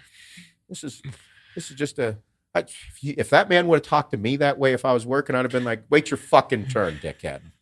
You fucking stand in the corner. I'll get your order when I'm ready." Nope. Happened. Said it that way. took it and went and did everything and just kept working. New York people are what I always joked about, like East Coast dickheads. It's just their culture. That was a culture thing. Normal. There was no animosity between them whatsoever. It was almost like, thank you for telling me. I'm going to get your order, take your money, get the fuck out. It was polite. That's what it was. I took it as such. Yeah. I was like, this is a New York conversation that just occurred. And I was like, okay, all right. That's New York. And it was that, like, just different cultures. That's why when people like Yankees come down south or go down south and they say that, bro, that's not how fucking shit happened in Georgia. They were sweethearts. They were polite and nice and smiling. Hey, how you doing? Da-da-da. That guy was like fucking on it. And they were like, yep, get it right up. And I'm like, it's why it's different. It's also why it's so cool. Like, just going to different cultures. It's awesome. It's awesome. Super cool. I enjoyed traveling. Like, it was a trip that, you know how whenever we do a trip, you usually just go to the event. Maybe one dinner or something. A dinner somewhere, but it's usually the steakhouse and then you leave. Yeah. We actually indulged in like the culture that Vincenzo talks about so much. It was super cool. I felt like such a tourist. You need someone like that's from there, like when you go to these places. Oh, for sure. Because you could have a lot of misses on shit just by like, just picking random spots. Yeah, dude. What are you supposed to do? Like, just go in there and not know like the place to go get a breakfast sandwich and then go somewhere mediocre or a chain? No, you need to go to that spot. He didn't shut up about a deli sandwich place, though. I don't eat deli sandwiches. There's a place called... So just like a hoagie type deal? Like What'd they call them? Heroes? Called them Heroes. I think that's what it is. Like lamb? No. Like a hoagie. A gyro? I don't know if it's a gyro. Fuck. They're all listening like, I know, you fucking stupid bastards. I'm probably super offended right now. Nope. Son of a bitch. Nope, they wouldn't be. Sorry. They'd be correcting us. Yeah. They'd be like, no. Vincenzo in his deep voice, no. We're going to talk about it. Okay, let's talk about it. I think it's a hero. Anyway, it's fucking hoagie. But Seaport Deli in Long Island apparently is out of control. Every single person that we talked to food about mentioned that place. Every single person. So, also, we'll get into this. I'm going to give a guy a shout out right now. Big fan. I'm really pissed, Vincenzo. I'm pissed at him. I am mad at him because of this. So, there's a guy, massive fan, that owns a steakhouse there. Small steakhouse, but apparently fire. Yeah. I got his card. His name? That's not it. All right. His name is Mr. John Paul Gunderson, and he owns Chops Steakhouse in Patchogue, New York. Great name. Listen, he's like, hey, today I'm going to need you to, after it's over, we're going to stop over at my buddy's restaurant, steakhouse, and you got to say hi to him. Okay. And I'm like, yeah, dude, absolutely. Cool. He's like, he couldn't make it. He owns a steakhouse. I'm like, no worries, dude. I'm all for it. So it's over and it starts getting really busy because we didn't get out of there till about 6. Yeah. Supposed to end at 3. We didn't get out till about 6. And then we go and he's like, I'm just going to drop you off because we couldn't find parking. It was fucking busy as shit. Couldn't find parking. So I go inside. It's small spot, dude. Like probably no wider than this podcast room. Pretty big fucking room. So it was probably about 25, 30 feet wide, but then longer. Okay. Cause it was it's like, in the main drag. Yeah. So it's just, they're all connected, you know what I like mean? row homes. Yeah. Like that. Yeah. But it's restaurants, there's bars, there's shit happening everywhere. There's people, busy as fuck. Okay. On Main Street. And I go in and then it's a nice restaurant, like nice shit, primo looking. And I'm like, hey, Vincenzo, you fucking asshole, I think in my head. You know I'm a steakhouse guy. How did you not fucking tell me that it was a nice steakhouse? Yeah. Okay. So then I go up to the lady and I'm like, hey, is JP here? She's like, looks at me a little. She's like, sure. Can I ask who you are and like what you want? I'm like, my name's Seth Feroce. I was at the event with Vincenzo. He told me to stop by and see JP. And then she's like, okay. She goes back, and this guy comes up. He's fucking dressed really nice, and he is just so excited to meet me. And I'm like, I'm fucking going nuts. And it was a really great interaction. But I'm like, I was looking at the menu while I was waiting for him, bro. Like, really nice steaks, A5 Wagyu, fucking primo tomahawks, bone-in ribeye, like really great steaks. Like, we're talking like $70 to $90 steaks. Yeah. Like, I'm not fucking around type of steaks with like fire appetizers, grilled octopus, like really nice stuff. And I'm like, oh yeah, he comes up and we're bullshitting. I'm like, hey, this isn't a fucking joke of a restaurant. He's like, oh no, it's not. And I'm like, I didn't know you owned like a high-end steakhouse. And he's like, no, he's like, we don't fuck around here. I'm like, oh, okay. Why am I not eating dinner here? That's what I said. I was like, well, Vincenzo's taking us to go get pizza and everything to indulge in New York. And he's like, let me make you something. I'm like, dude, we're on our way out. I was like, I'm going to come back to Patchogue, New York. That gym was awesome, but I'll be back. And I went to see where this guy ranks. So if you are in the New York area, please make sure you go see Mr. John Paul Gunderson. Tell him we sent you at Chops. Be a good time. Yeah. Let us know. Oh, yeah. You got to let us know. It was a cool spot. I see that. Like, it was like a cool logo too. Bro, I love the fact that it was like you had a very intimate feel. Yeah. Like, it wasn't cheap. But my thing is if it's not cheap and you're in a small area like that, bro, you have to get down. You can't not. You can't survive unless you do. No way. Yeah. No way. That's not in New York. cool. Anything that survives in New York that's like a good spot. Like, I feel like there's so many people that, I mean, everything was in business. That was also super unique. Everything was in business because there's so many fucking people.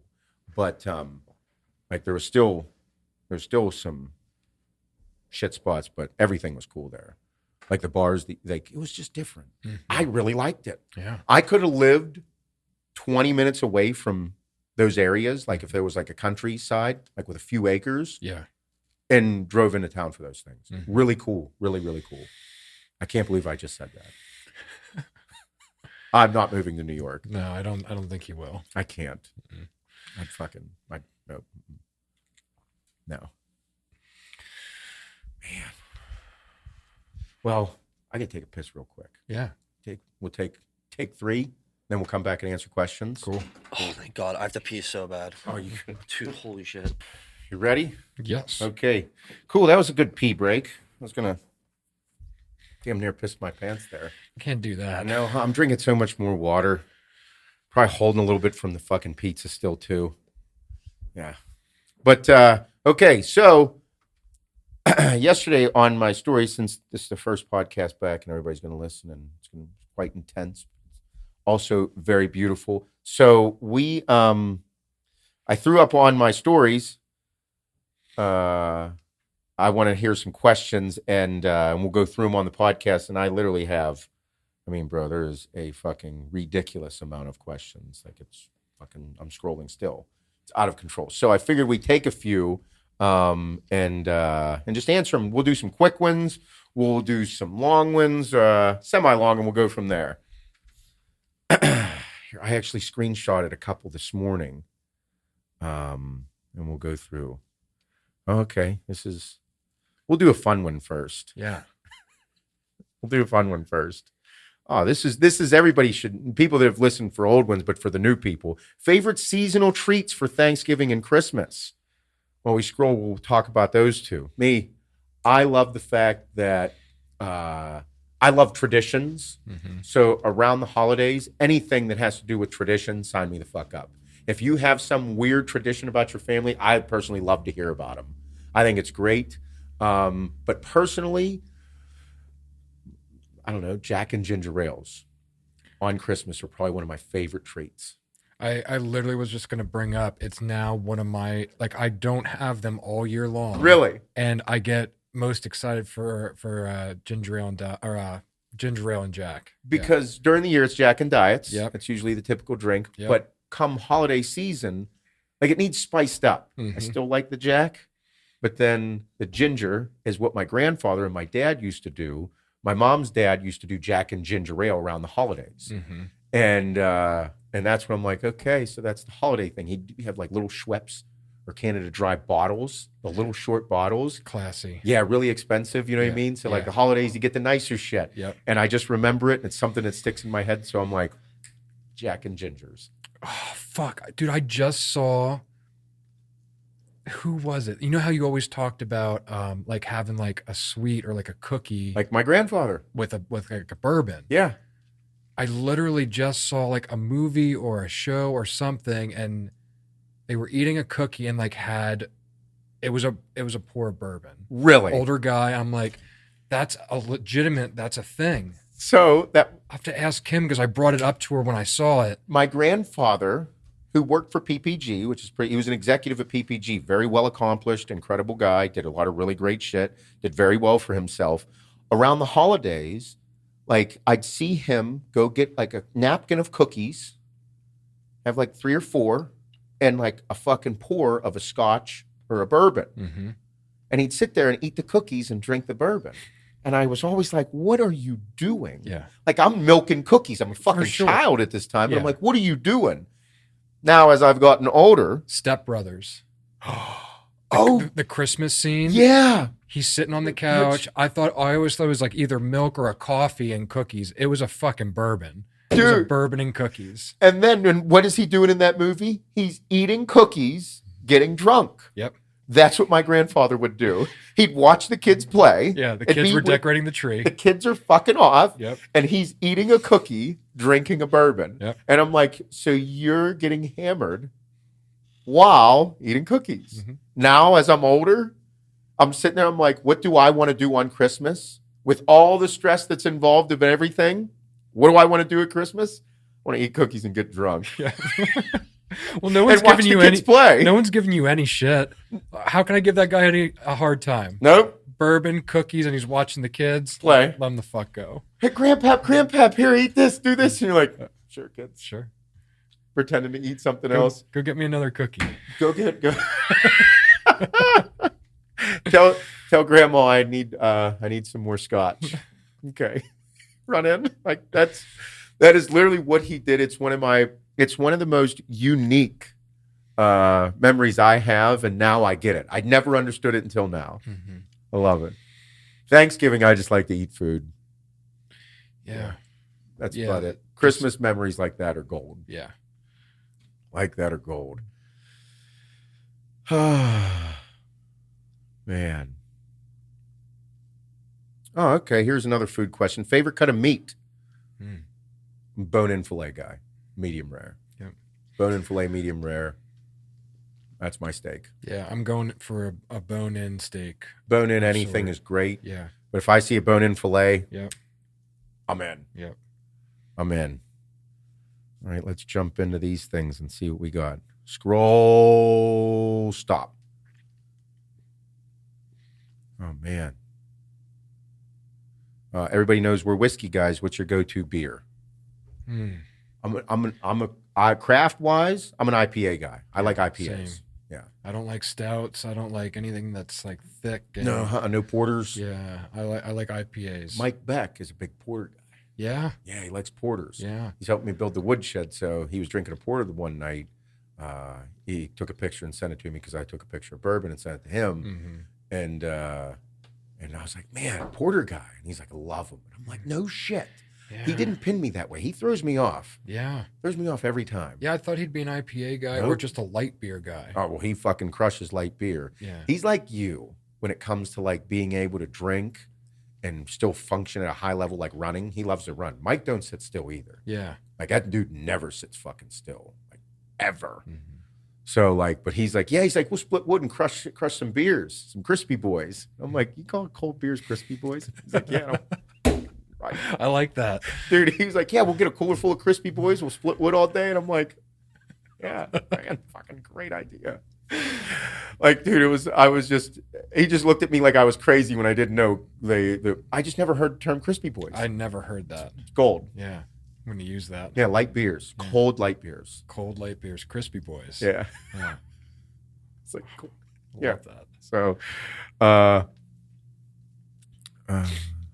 This guy, do you want a ligma? What's a ligma? Ligma balls. Good one. Oh, man.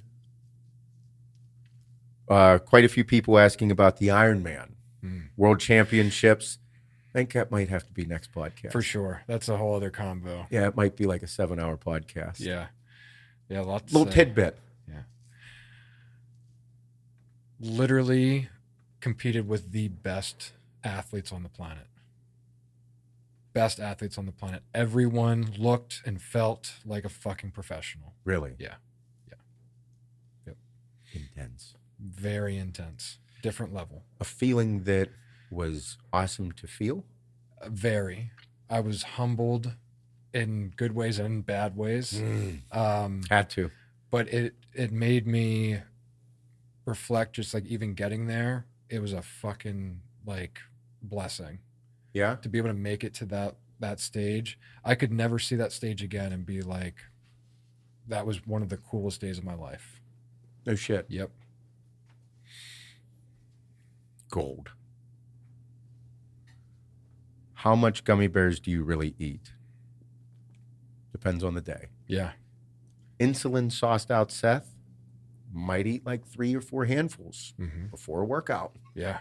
Another few during the workout. A couple afterwards. Now, maybe 5 or 6. Yeah. Like on big days, Drop back them day. in the pre-workout. Yeah, that's it. Couple in the pre-workout, couple in the mouth. Will Sherpas be available Black Friday? Yes, absolutely. New colorway. This colorway is my favorite. I think this is the one I like the most. Yeah. Yeah, for sure. Where the hell you been? We just told you. Yep. Been a minute. Like we said earlier, there's times in life that you're going to go through where you're going to have to shut the fuck up and do work. And everyone else that supports you and loves you, really hope that they continue to support and love you because of the trust that you built with them. We are a great company. We have great people, great products, incredible products. This entire company, this is why I take so much pride in this. This entire company, Axe and Sledge, is modeled after me. My personality, my thoughts, views, how a pre-workout should be formulated, and the things we're going through right now to make some of our formulas better for the following years and years to come, and how we're doing things. Like, this is everything. This company is me. It's my character. It's who I am. So it has been an intense road and beautiful. And because of the hard work between the 3 of us and our people and leading them, we are in the greatest position this company's ever been in. And anybody that would like to take some credit for it, go ahead. You help support these companies and all of us and our people to get to this point. And I cannot thank you enough. Cannot thank you enough. Thoughts on my Georgia dogs. Go Dogs. I actually did that. I don't know if I don't think it was on here. We've had so many trips. I went to Georgia twice, and the last one I realized that Go Dogs is a big thing. Like, it's a thing in Georgia. Like, whenever you're walking around and see somebody, you can just say Go Dogs, and they'll be like, Go Dogs. I'm like, no, that's not how it works. That's impossible. College football is a way of life. Yeah. And whenever I was down there in Georgia, we're at the hotel on a Sunday morning. I'm getting coffee. Guy's eating breakfast with his like wife or significant other, whatever it is. He's sitting there, big guy, like fucking husky boy. Gray mustache, Georgia Bulldogs shirt, Georgia Bulldogs hat. I found it as a prize opportunity to go and I'd be like, Go Dogs. So I was getting my coffee. I looked over and I was like, Go Dogs. Dude literally was mid-conversation with his significant other, looked at me, said, Go Dogs, and went right back to his conversation like nothing was fucking missed. And I'm like, okay. Wow. I was like, it's a real thing. I loved it. Indulging in the culture, if you will. Yeah. It was a blast. Great workout there. I would have been hesitant to say it. I just saw, I was like, it's prime opportunity. Yeah. This is my chance. Yeah. It's a Sunday morning. The Bulldogs just won. Here he is. I'm saying Go Dogs. I said Go Dogs. He said Go Dogs back. Went right back to his conversation. Like we were like Georgia Bulldog fans for life. Did you walk away with your coffee? You're like, yep. I did. I walked away being like, I can't believe I just fucking did this. I told everybody. I'm telling everybody now. It's incredible. Oh, man. A lot of questions asking where we've been. Again, thank you for all the support.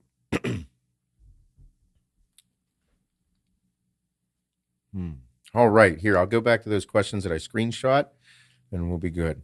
How do you keep your head on straight while dealing with emotions and inner thoughts? You just shut the fuck up and do the work. It's literally it. I thought pretty poorly of myself through this process. I didn't think highly of myself at certain times. Whenever you're going through some shit, you are literally going through your shit. So don't tell everyone your shit. Don't tell everybody all your problems. Don't tell everybody what it is. You have to work it out. Because the second that you tell somebody something, or if you tell me something, I immediately want to help you find a solution. Sometimes that solution is unable to be found immediately. Sometimes you have to shut the fuck up and do the work. And whenever you're shutting the fuck up and doing the work, that means you're going to question your own thoughts because it's on you to make these decisions. Because these things are going to be drawn out. Like nothing happens quickly. Like things take time. So like, how do you keep your head on straight? You literally remember why you're doing certain things. Think of why you're doing the thing that you're doing. Why do you have to keep your head on straight? Because there's so many people that rely on you. I could be Seth with Hannah and our 3 kids. Okay. And if it was just us and I had to keep my head on straight about something that was occurring at my work and I'm not who I am now. And it could just be us 5. Why do I have to keep my head on straight and not act out of anger and emotion? Because my people rely on me. My family relies on me. So every day I wake up, I have to look at myself in the mirror, eye to eye, and say, do a good job, motherfucker. Be a good motherfucker. Hold your shit together because these people need you. Was there days whenever I fucking had a really rough time and said some things to my family that I shouldn't have? Yeah, I'm not proud of it. But that's exactly why in life you need to find your life partner. You find your life partner. That whole ride and die shit, that cliche thing, literally have to find that person. Because through that time, there's going to be ups and downs. And whether I had money or I didn't have money, Hannah loves me. And we get through anything together. My kids need me to be the best motherfucker I can be. So how do you keep your head on straight when you're going through your inner thoughts? You just have to remember and continually remind yourself. Look at yourself in the mirror. Talk to yourself in the mirror. Because not enough people do it because they try and keep it all in. You keep it in, at some point that shit's going to boil over and you're going to let it all out. And that won't be pretty. Right. We all know it. Yep. So I think keeping your head on straight, just continually remember why. Keep showing up. Every day. Every day. Because you can't kill yourself. Even though sometimes you feel like you should. It's not an option. Even though sometimes you feel like, man, why am I here? You question your existence. You feel like eating a bullet would be better than going through all of this and all the turmoil and the heartaches and the horrible bullshit. No, you don't do that. No. You just continue to show up. Remember why. Remind yourself. Wake up, breathe, look at yourself in the mirror, and find a routine that sets you up for success. It's everything. How to stop overthinking. You know, I don't think overthinking is a bad thing. Yeah, stop trying to stop that. You agree? Yeah. I think overthinking is a good thing. It can set you up for success because you analyze everything. I'm indecisive. That's different. Don't be indecisive. Yeah. You can overthink, overanalyze, but don't be indecisive. I am an overthinker. If you want to, I think that I like to think things through. I like to play scenarios out in my head. Again, why we've waited this long to have a podcast and discuss what we just discussed, simply because I think it's important to analyze every scenario possible and do things strategically. I don't think overthinking is a bad thing. I think overthinking and underacting is a bad thing. Yeah. If you're not doing anything to back it up, or you're not doing anything to get ahead, I mean, you can think about something all you want. You need to actually work for it. Yes. Yep. Because if you just think and don't do, then it'll always just be a thought, and then you'll think you're a piece of shit, and then you'll beat your head up. It'll be rough. Don't think, just do. Think and do. Don't do and not think. Do not think. Wait. Think and do. Together. How do you work past your own self-doubt? You just do. Just do it. Like Nike says. Your own self-doubt. I mean, dude, you doubted yourself for how long? Bro, I still do. I still do. Like I've yet to string together what I see as the perfect race. I don't know. I still don't know if I have it in me. I don't know if it's there. But what are you supposed to do? Fucking quit? There's no way I could quit now. There's no Can't. way. You know, because I'm actually getting closer every time. So, and if you're showing that forward progress with your shit, it's like. So this is a thing that I think is really prominent on the internet, and people do it in like this nonchalant way that some people aren't picking up on. Like, for example, everybody's portraying all their best lives. Okay, everyone, and making normal people think that like they doubt their own selves. They doubt what they're capable of, or they doubt about what they believe to be cool. Because I think there's a lot of reactionary videos on the internet that are so reactionary to a situation that in a sense causes drama, and people love watching a train wreck, but then internally they start questioning their own selves. Like, there are things that they may be excited about possibly attempting because they just watched a video about someone attempting to do something great and they're getting trashed for it. Yeah. So then the people watching that enjoy watching the train wreck never actually drive fast enough to get into an accident. You know what I mean? Yeah. So I think that there's this weird thing going on. I'm just kind of watching from afar, and like with reactionary videos and people trashing everybody or talking about people trying and attempting and working towards something. But then these people that are watching and all the people, the hundreds of thousands of people viewing this, aren't going after those things. They're not pushing themselves and driving fast enough for that to ever occur. You know? Yeah, like they're getting content just watching the spectacle instead of wanting to be that. Yeah. Yeah. That's what it is. And I'm like, so like, cause then self-doubt sets in. I could never achieve that. I don't even want to attempt it. I don't even want to do it. Like I don't know if it'd be subconsciously, like they never even strive for it because they don't ever want to. It may not even pop into their head as an option to even say, no, I can't even attempt that. Yeah. They probably don't even think about it. Yeah. Just watch it be done, you know? Yeah.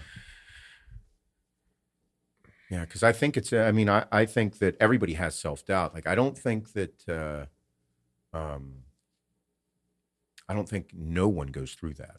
I literally think every single fucking person on the planet has self-doubt. Yeah. I mean, like I said, I still do with triathlon, but like, then there's other things that I would normally like doubt myself, like doing anything as a group, or like being a leader in a group, or like being like being the person people ask, like, hey, I need your help. Like I used to doubt being that guy. Sure. Now, like I want to be that guy because I trust myself to do good by them. Be able to help them. You know what I mean? Yeah. Even if it's not the best job on the planet that I could do, I'm sure I can make this person feel better about the situation because I'm there. Yep. Hype man. Yep. Whatever it takes. Even though I might be like scared as fuck. I'm like, I don't know what I'm doing. But I'd rather fail for them, like trying to do whatever that is. Sure. Than them up there failing. You know what I mean? Well, that's also part of passions. Yeah. You know what I mean? I guess that's what that is. Yeah, it's excitement, it's passion, it's something that because that's why like I never understood shit talking in bodybuilding. Like I don't understand it because we don't actually fight. Right. Like if we were fighting, I'd shit talk you. But at the end of the day, like if I'm going to do a bodybuilding show, what am I going to do? Fuck you, pussy. I'm not actually a pussy. I'm actually a Brazilian black belt in jiu-jitsu. And I could kick the ever-loving shit out of you. Yeah, but you suck on stage, fucker. Like, what's that do? It does nothing. No, because at the end of the day, I think that in bodybuilding, it's about just, bodybuilding is about the process.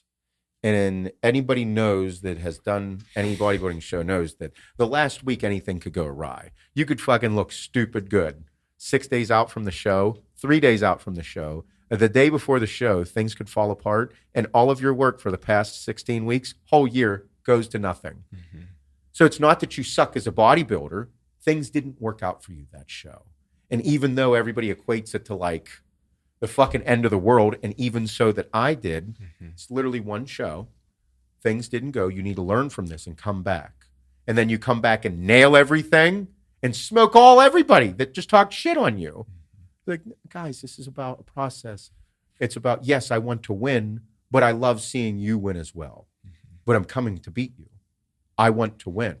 But if you want to train together and push each other, that's a video that everybody wants to watch because you two are the top motherfuckers. And the more you two do things together, the better things are going to get for the whole industry because we're not fighting each other. We're not fucking punching each other. We're just going on the stage and flexing. You know what I mean? And that's the spectacle that the whole world wants to see.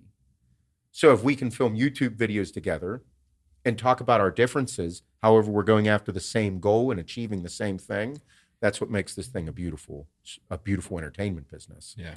You know? So I never got that part. Yeah. It's weird. All right. Let's go in. We'll do a couple more. Everybody's asking me if I'm going to compete again. So we'll talk about that real quick here. So this past year has been a fucking mayhem of a year. I had the health scare, and I just wasn't taking care of my body when I tore my triceps. So I started the functional and fuckable training. I got in really good shape, got very healthy. Everything's great.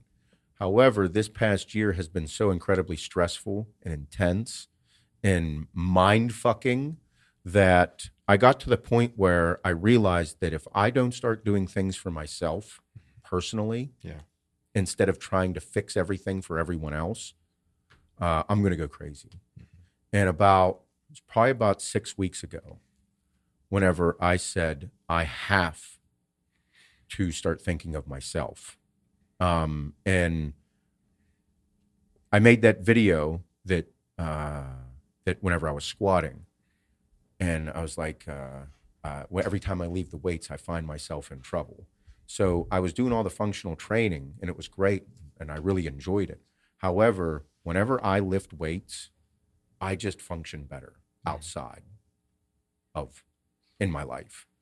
I feel like I do a better job as a dad, because this past year was ruthless on me mentally and strained all of my relationships, us, our people, my family. And whenever I start lifting weights, something happens to me that is literally unexplainable that makes me feel better about myself. I'm really good at lifting weights, and it's always spoke to me in a way that nothing else has. The thing that sucks is whenever I had the health scare, I felt like the lifting the weights was something I had to leave behind me in order to not die. Right. That's untrue. I'm in a very good position with health. Just got my blood work done 6 weeks ago. I get it done again in like 3 weeks to make sure everything's good, like always. But I started lifting weights because it was good for my soul. It helps my head. Mindless, dumb shit does wonders for me. So lifting weights has been something. And then along the way, I realized that I love bodybuilding even more. Now I know why it speaks to me, because every single aspect of my life, I'm a little bit better at right now. And even if it is just a honeymoon phase with lifting weights, I'll fucking take it. Because right now I operate at a much higher level. So, like lifting weights and doing bodybuilding stuff is who I am. It is who I am. It is who I will always be. It's made me who I am, so I'm not going to run from it. I'm embracing it. I love it. I've missed doing bodybuilding workouts so much. I'm really good at it too. Everybody's like, you're back on the sauce. No, everybody, I'm not back on the sauce. I take my 200 milligrams of testosterone every single week, and I take 5 to 6 I use a growth hormone every day. The growth hormone told to be taken from me by the doctor is 2. Mm-hmm. I don't take 2. I take 6. Why? Because fuck you. That's why. That's exactly why. Because I don't fucking want to, and it's my goddamn life. And in my life, this is what I want to do. So if you don't like it, take your shit the fuck somewhere else and fuck off. That's how I view this. I've always viewed it that way. I don't say these things to you or people and everybody listening in YouTube videos and everything for your opinion of what you should say I should do with my life. Fuck you. This is my life. If I want to blast a bunch of fucking sauce, I'm going to. It's my life. And you can judge me and say whatever, but at the end of the day, I'm still going to tell you, go fuck yourself. Why? Because you get to do whatever you want with your life. Mm-hmm. That's why you get your life. And that's why I have my life. That's why people that have like minds come together and do cool shit together. That's why people that aren't like that go the fuck away. I don't want to do what you do. You don't want to do what I do. It doesn't mean we can't be friends. Right. But these people that try and say these things online are like, oh, Seth, you're doing this and you're doing that. I'm like, why would I lie to you? I'm literally the one guy that'll tell you the truth about everything. For Christ's sakes, I have said so much fucked up shit about my own life on this podcast, and you think I'm going to be like, yeah, I'm not taking fucking 800 mgs a test. Bitch, I take 800 milligrams a test. You're going to fucking know it. You will know it. You will know it for sure. Here's the thing, and this is something I really don't like saying out loud. I'm better than you at this. I'm better at bodybuilding, in lifting weights, in eating, in taking shit, in supplementing, in everything to do with bodybuilding, better than 99.9% of the world. I'm in an upper class of bodybuilding. I am. I'm very proud of myself for it, but I don't want to say that because then I don't want you to become discouraged about it. But I'm better at most people at this in the world. So that's why I look better than you do whenever you don't do what I do.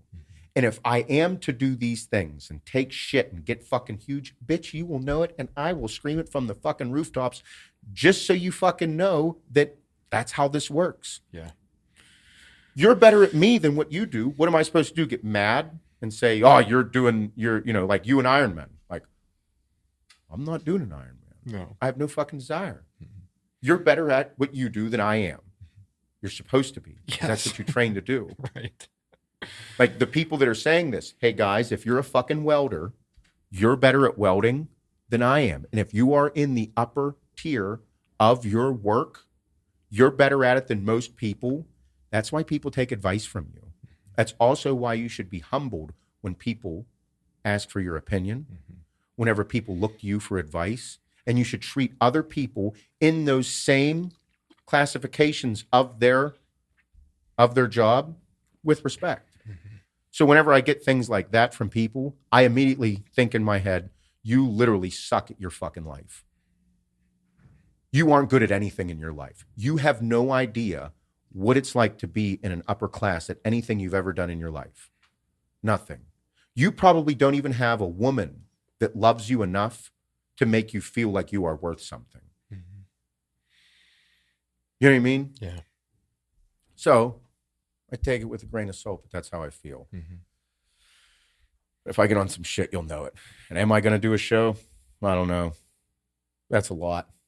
I really love peanut butter and jelly rice cakes, everybody. I'm really good at lifting fucking weights. I'm not too good at dieting. Love the weights, not the diet so much. I think about, I was just around Vincenzo. He's 4 weeks out. Carrie was a week out. Yeah. I don't know if I could go back to the fish. The fish 5 times a day. I mean, I watch what I eat. I'm pretty conscious of what I eat throughout the week. I don't get takeout with all the guys all the time. Yeah. But that's a level of commitment that I'm just not willing to do. It's a lot. But again, that's what makes bodybuilding so incredible, in my opinion. Mm-hmm. That's what it's not about winning or losing. It's about the journey. Mm-hmm. That's what makes bodybuilding incredible. It's the journey. It's the process. It's the control. Can you control your mindset? Can you overcome? Do you have the willpower to push through mentally? Because physically, can you go to the gym? Yeah. Can you operate while you are so hungry for a win, for food, for feeling emotions again because you become emotionless while you're sauced out? Oh, man, you are a fucking psychopath. Now, that part I did kind of miss. I did love that. Because it's a unique feeling. Yeah. There's that feeling. There is literally nothing else I've ever done in my life to get that feeling. No, it's legit Superman. You are, and the great thing is, and this is what nobody's talking about, it is that it's a display of your personal greatness. Mm-hmm. Yours. Whenever the competitors step out there, nobody's like breaking it down right now. Bodybuilding is so incredible, at least why I find it, because whenever, say, you have Nick Walker go out on stage, everybody knows him. He's going to be a mutant. He's going to come out, display your best, Nick. Display it in your way. It's going to be intense. It's not going to flow at all. He's going to wear a fucking block with arms on stage. He's going to be wild looking. Yeah. And that dude worked incredibly hard to get there. Great. Hunter Labrada comes up. Wild look as well. He's displaying his best. And it's a different looking physique. Both weigh similar in weight. Same few inches difference in height, but then fucking same weight and 2 completely different physiques. Mm-hmm. Then you have Derek Lunsford go out there. Same thing. Brandon Curry. Display your best. That's what it's supposed to be about. It's supposed to be individuals out there giving everything that they have, and that display is the journey. Who gives a fuck who wins?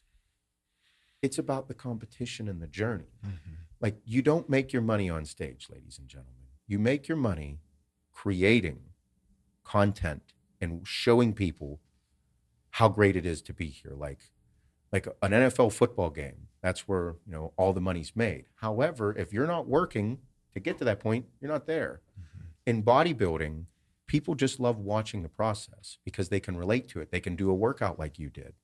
They can get that same vibe. They can dream. They can believe. They can do cool stuff. That's what bodybuilding is, in my opinion. Yeah. That's how I got to where I am, at least. All right, we'll do a couple more. Why is sarcasm and witty humor dying in this world? Everybody's a bunch of fucking pussies. Just get triggered. Everybody's so soft. Can't handle it. Too soft. Like, you can't make fun of fucking ethnicities. You can't make fun of people being gay. You can't make fun of people being fucking looking like a goddamn troll like me. You can't make fun of anything. Everybody's so soft. You're supposed to make fun of people. That's what comedy is. It's impersonating things and laughing at yourselves and thinking it's funny. Like, that's why when a black guy does a joke about white people and he talks in his white person voice, it's funny. What am I supposed to do? Take offense to it? No. We're laughing about cultural differences and how things change. I think that's what makes the world beautiful. It's about having cultural differences. What I think is fucked up in society today is how they're trying to blend all of the cultures together. Okay, they're trying to make one. Like, they're like, oh, like all these, like traditional values from the black people, traditional values from white people, traditional values from Japanese people, or this or that. Like they should stay traditional. They should hold these cultures in a high regard. Mm-hmm. And it's great. Because whenever you start blending all of that shit together, I think traditions start to get lost. because they start devaluing how important they are. So I think everybody's just too soft. It's okay to make fun of each other. It's okay to be a joke.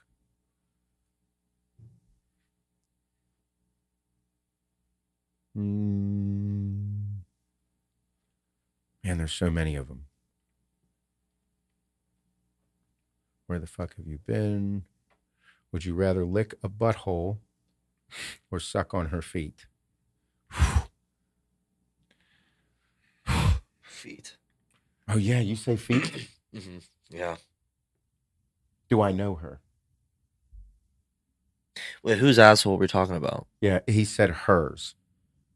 So I'm just saying her. Oh, that's a woman, like her actual. Either lick her butthole or suck her toes. I suck her toes. Yeah. I don't know.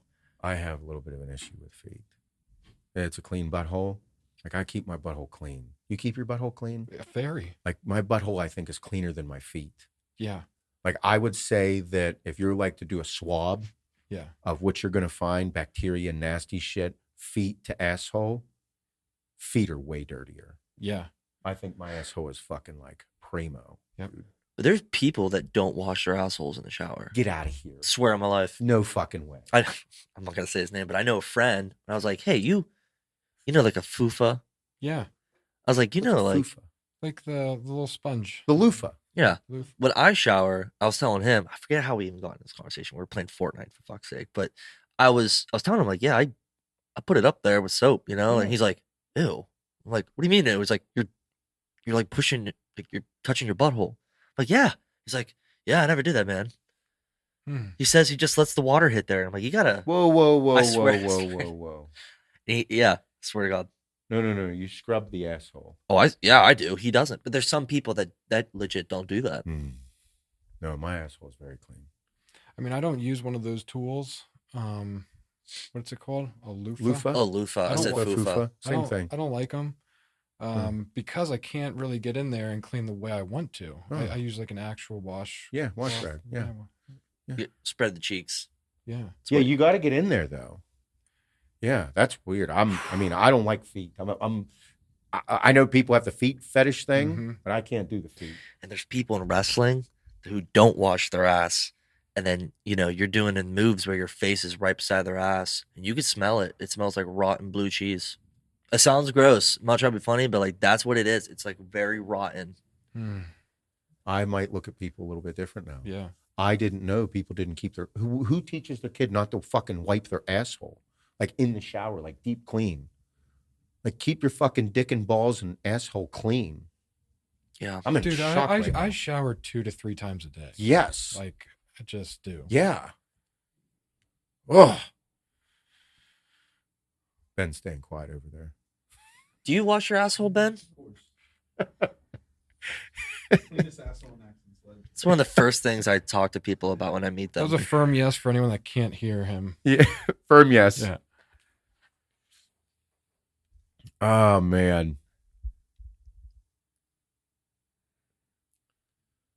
Oh, man. Okay.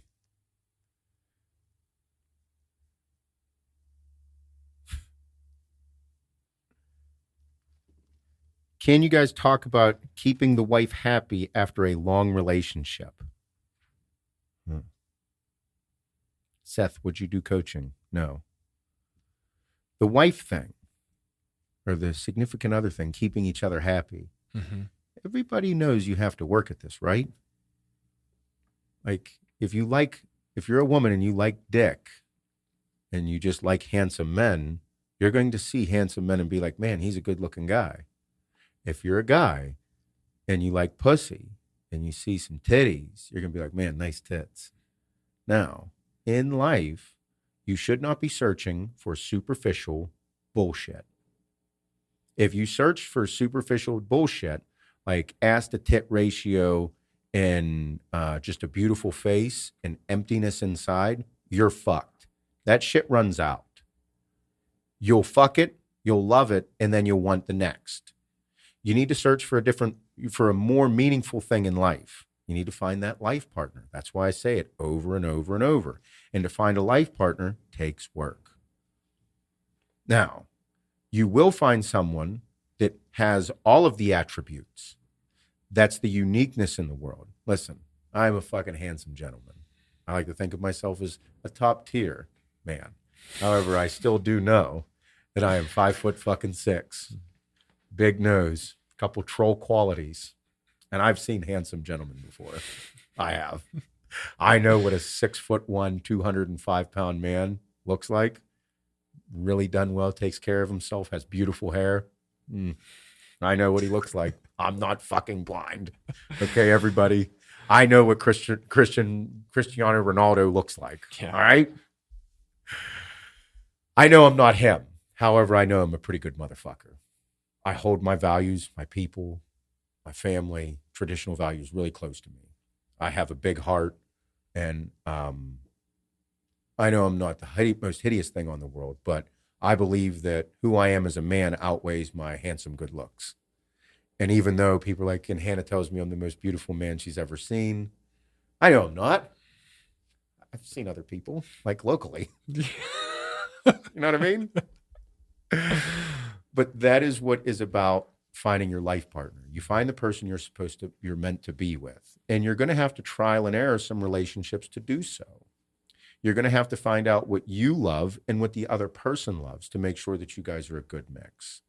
I think long relationships are all based on a successful one is based on making sure you know who you are and she knows who she is, and not basing it off of superficial bullshit in a very scratch the surface level of thinking. Yeah, I was gonna say, it's not up to each other to make each other happy all the time.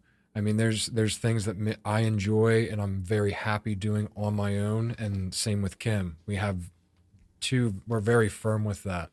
But then when we are together, we love our time together. But you need to find things of your own to keep yourself occupied and taking care of yourself and things like that. Do you think people have, like they do too many things together? Yes. Yep. Think Yep. so? I mean, me and Kim are guilty of that sometimes with certain things. Like Call of Duty just came out. The last few days I've been playing like a few hours every day. Oh my God. And yesterday when we got back we went out and had lunch together, and we got back and I was like, hey, do you mind I go play for a couple hours? She's like, stop asking me that, please. I was like, what do you mean? And she's like, you don't have to ask me that. There isn't a fucking ounce of me that gets upset that you're in there doing that. She's like, I am so pleased you're not just sitting on the couch like, what are we going to do today? Like we got to do something. We got to do something today. Like, cause like training's kind of done. I'm in my off season now. And she's like, I'm so glad you're occupied with something. She's like, just fucking go play your games. Yeah. I was like, okay. Cause then she can do her thing. She zooms around the house. I don't know what she does, but she enjoys it. Music's going. She talks to the dog, So do you think, okay, like you just explained that. Yeah. I think that, like, I'm overthinking all of it, about society today, about people, and how, like, dude, there's so many fucking fake bullshits on Instagram and like a lot of tits and ass. Yes. It's weird, like awkward amounts. And I think that everybody has this, they chase too much superficial bullshit. So I think that when people are in bad relationships where they actually don't get along and then they go do their own time, like I think that then they search for attention from the other sex. Like her time, rather than doing her thing, would be texting her friends about you playing your games and how fucking stupid it is. Right. And then them feeding into that. And then them saying she's better than you are. She could do better than you. Right. You should find a guy that loves you and wants to do this for you and that. And then likewise, if it was the opposite sex and your guys are like, dude, she's such a cunt. You're like it creates this weird tension. Yeah. Especially if you're not happy and you don't have a life partner. Like if I told Hannah, I'm going to do something, she's like, please get the fuck out of the house. Yeah. You go with the kids, take one of them. Yeah. Hey, you, tall one, with me. And it's cool, you know what I mean? Like, it's just, I think that everybody needs to, like you said, like have their thing and then have things together. Yep. I think it's important. Good call. I just got to involve the kiddos. Yeah. SJ. Fuck. All right, we'll do one or two more here. Let's go up here. When is the next challenge? 2023, January. We are doing another HWMF Transformation Challenge, giving away a fuckload of money and doing cool shit. Of course, is pecan pie farm fed coming back? Not right now. We might bring back pecan pie, not pecan pie. Good call.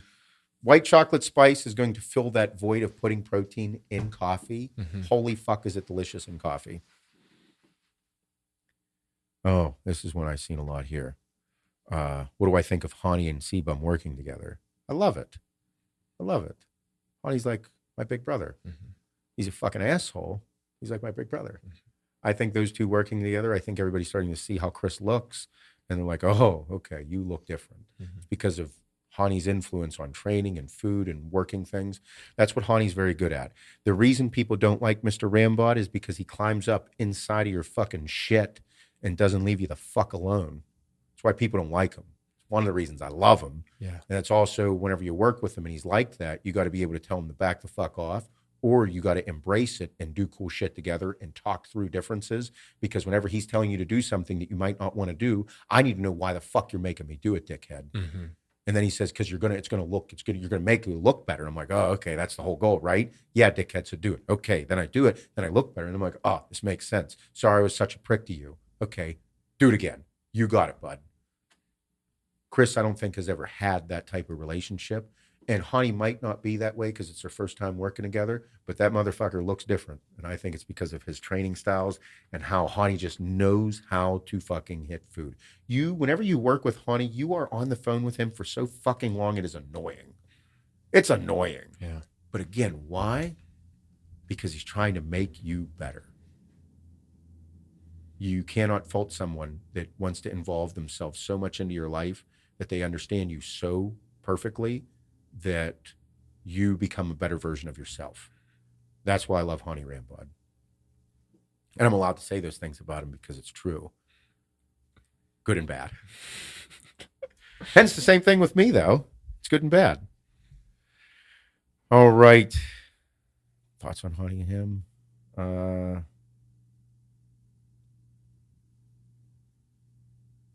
Are we coming back to Australia anytime soon? Not anytime soon. A little bit of fucking the shit show with the politics. I don't know how bad it is over there, but I'm still personally a little nervous to leave the country. Call me weird, call me old school. I am. What about you? Yeah, I'm okay. I don't need to go anywhere right now. Yeah.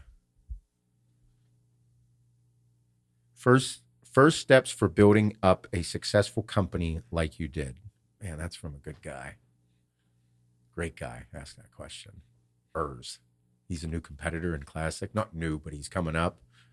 Big fan of his physique. I think if there's anybody that challenged Chris along the way, it's I think he's maybe a couple years away, but he's got it. So first steps for building up a successful company like you did. Personally, I believe that it is building up who you are as an individual. Why are you who you are? You know what I mean? Like me, it's been my integrity. It's just who I am. I'm just going to be me. I honestly believe that that's why we have what we have, because I'm intense. I wear my heart on my sleeve. My emotions are always out, good and bad, super intense. I think the first thing that you do is build a foundation of knowing exactly who you are as a person and being absolutely fucking relentless. Be open, be honest, be grateful for every single thing that you have in this world, and then continue to grow. And then you need to find people to do good business with. Like finding you is how we do good business. Like it was the beginning. Like I can't design a fucking t-shirt. I can come up with ideas, put it on paper, but it needs to come to life. So then it's finding good people, and there'll be good people and there'll be bad people. There'll be people that you can do really good business with, and then there'll be people that want to take advantage of things. It's just part of life. It's just like every relationship in life. You'll find good girls, you'll find bad girls. You'll find good girls that do nasty things to you and can make you feel like $1 million, but then do shit behind your back. And you're like, how could you do that to me, sweetheart? And you're like, you're a little bit of a fucking bitch. You're a whore. Okay. Get the fuck out of my life. Even though you suck a great dick, you gotta leave.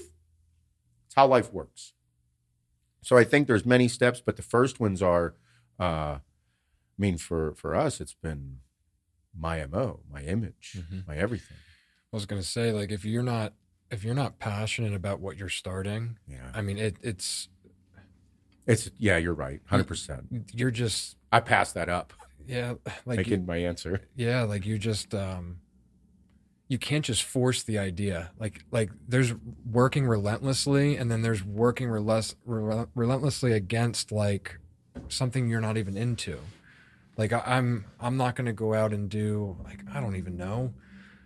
Like, no, I guess for me, what I'm saying? Yeah, for AAR, All American Roughneck, I wanted to start an apparel line. I honestly wanted to start an apparel line because whenever I was working in construction and doing safety stuff, I bought hats because I wore a hat all the time. And I'm like, why is there no hat that like makes me feel cool? Yeah. I wanted a hat that made me feel good, that I could get behind and understand the concept and the vibe behind the company. Yeah. And that's where All American Roughneck was born. I'm like, there should be a company where someone makes the hardworking American family man fucking cool. All American Roughneck. Yeah.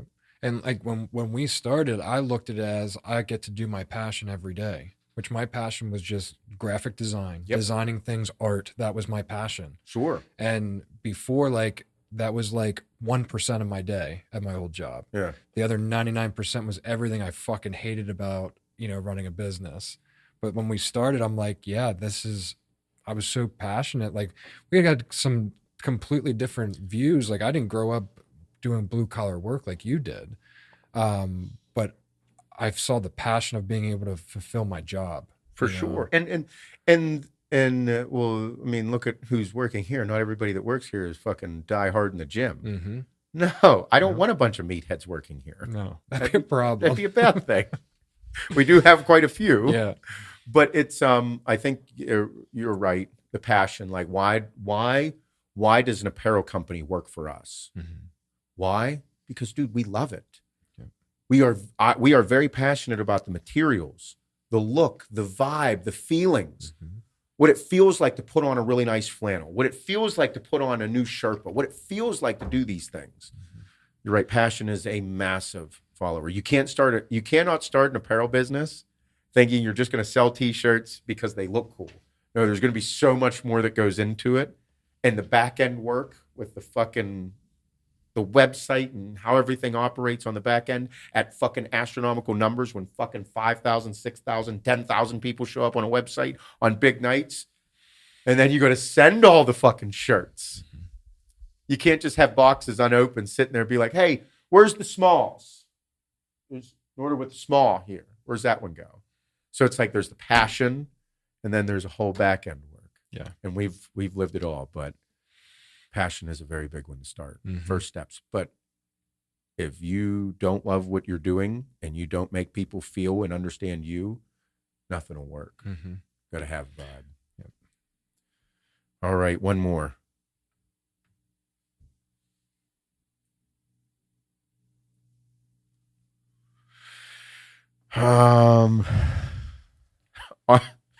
This is where it ends. This is it. Are you forklift certified? You know those memes? Did you ever see any construction memes about that? I guess. Oh, I don't dude. know. So this is definitely a fucking blue collar dude that follows blue collar pages. So there's a couple pages, construction stuff, where if you're forklift certified, you're like, forklift certified, she wants to blow me. You know what I mean? You're a big deal. Yeah, you're a big deal. Like you're forklift certified. It's a fucking big thing in like construction memes and shit. Yeah. And yes, I used to be forklift certified. I used to actually be the one to certify people on being forklift certified. I was a fucking massive deal. I got all the pussy. All the pussy. Forklift certified. I used to be I trained everybody on it. Forklift, scissor lift, man lifts. Yep. I was the shit. Never got into it. No, OSHA stuff. Yeah. Big deal. Yeah. Big deal. Safety guy. Yeah, we follow all of the rules in our warehouse. Big code guy. Codes. Yep. CFR. Yep. Big deal. Big CFR guy. Yeah. Yeah. I think I am too. Yeah. General duty clause. Yeah. 5A1. Don't do dumb shit. That's what it says in there. Don't do dumb shit. That's it. It's your favorite one. Big deal. Yeah. You cite anybody on that one. Why'd I get this? Because you're a fucking retard. That's why, dickhead. You're an idiot. Everyone, thank you for all of the support. This has been one hell of a year, and we have a ton of awesome shit planned. I cannot thank you enough for the support. You guys knew something was going on, and you still supported us and loved us, because genuinely everybody here is great motherfucking people. Outstanding people. Mm-hmm. We've all worked incredibly hard together. I now have a much more profound respect for other people in business that have gone through some shit. I have a new respect for my business partners, for my employees, for everybody. This has, it's challenged all of us, and I am beyond excited and grateful for all of the really awesome things occurring. We have Elf by Axe and Sledge coming out. We have the pre-workout that we didn't talk about, but we will be talking about later. DBAP, you don't like stimulants, you should not take it. But again, thank you for everything. It has been outstanding. Get ready for tons of cool shit. And all of you, please have a wonderful motherfucking day. I love you. Love you guys.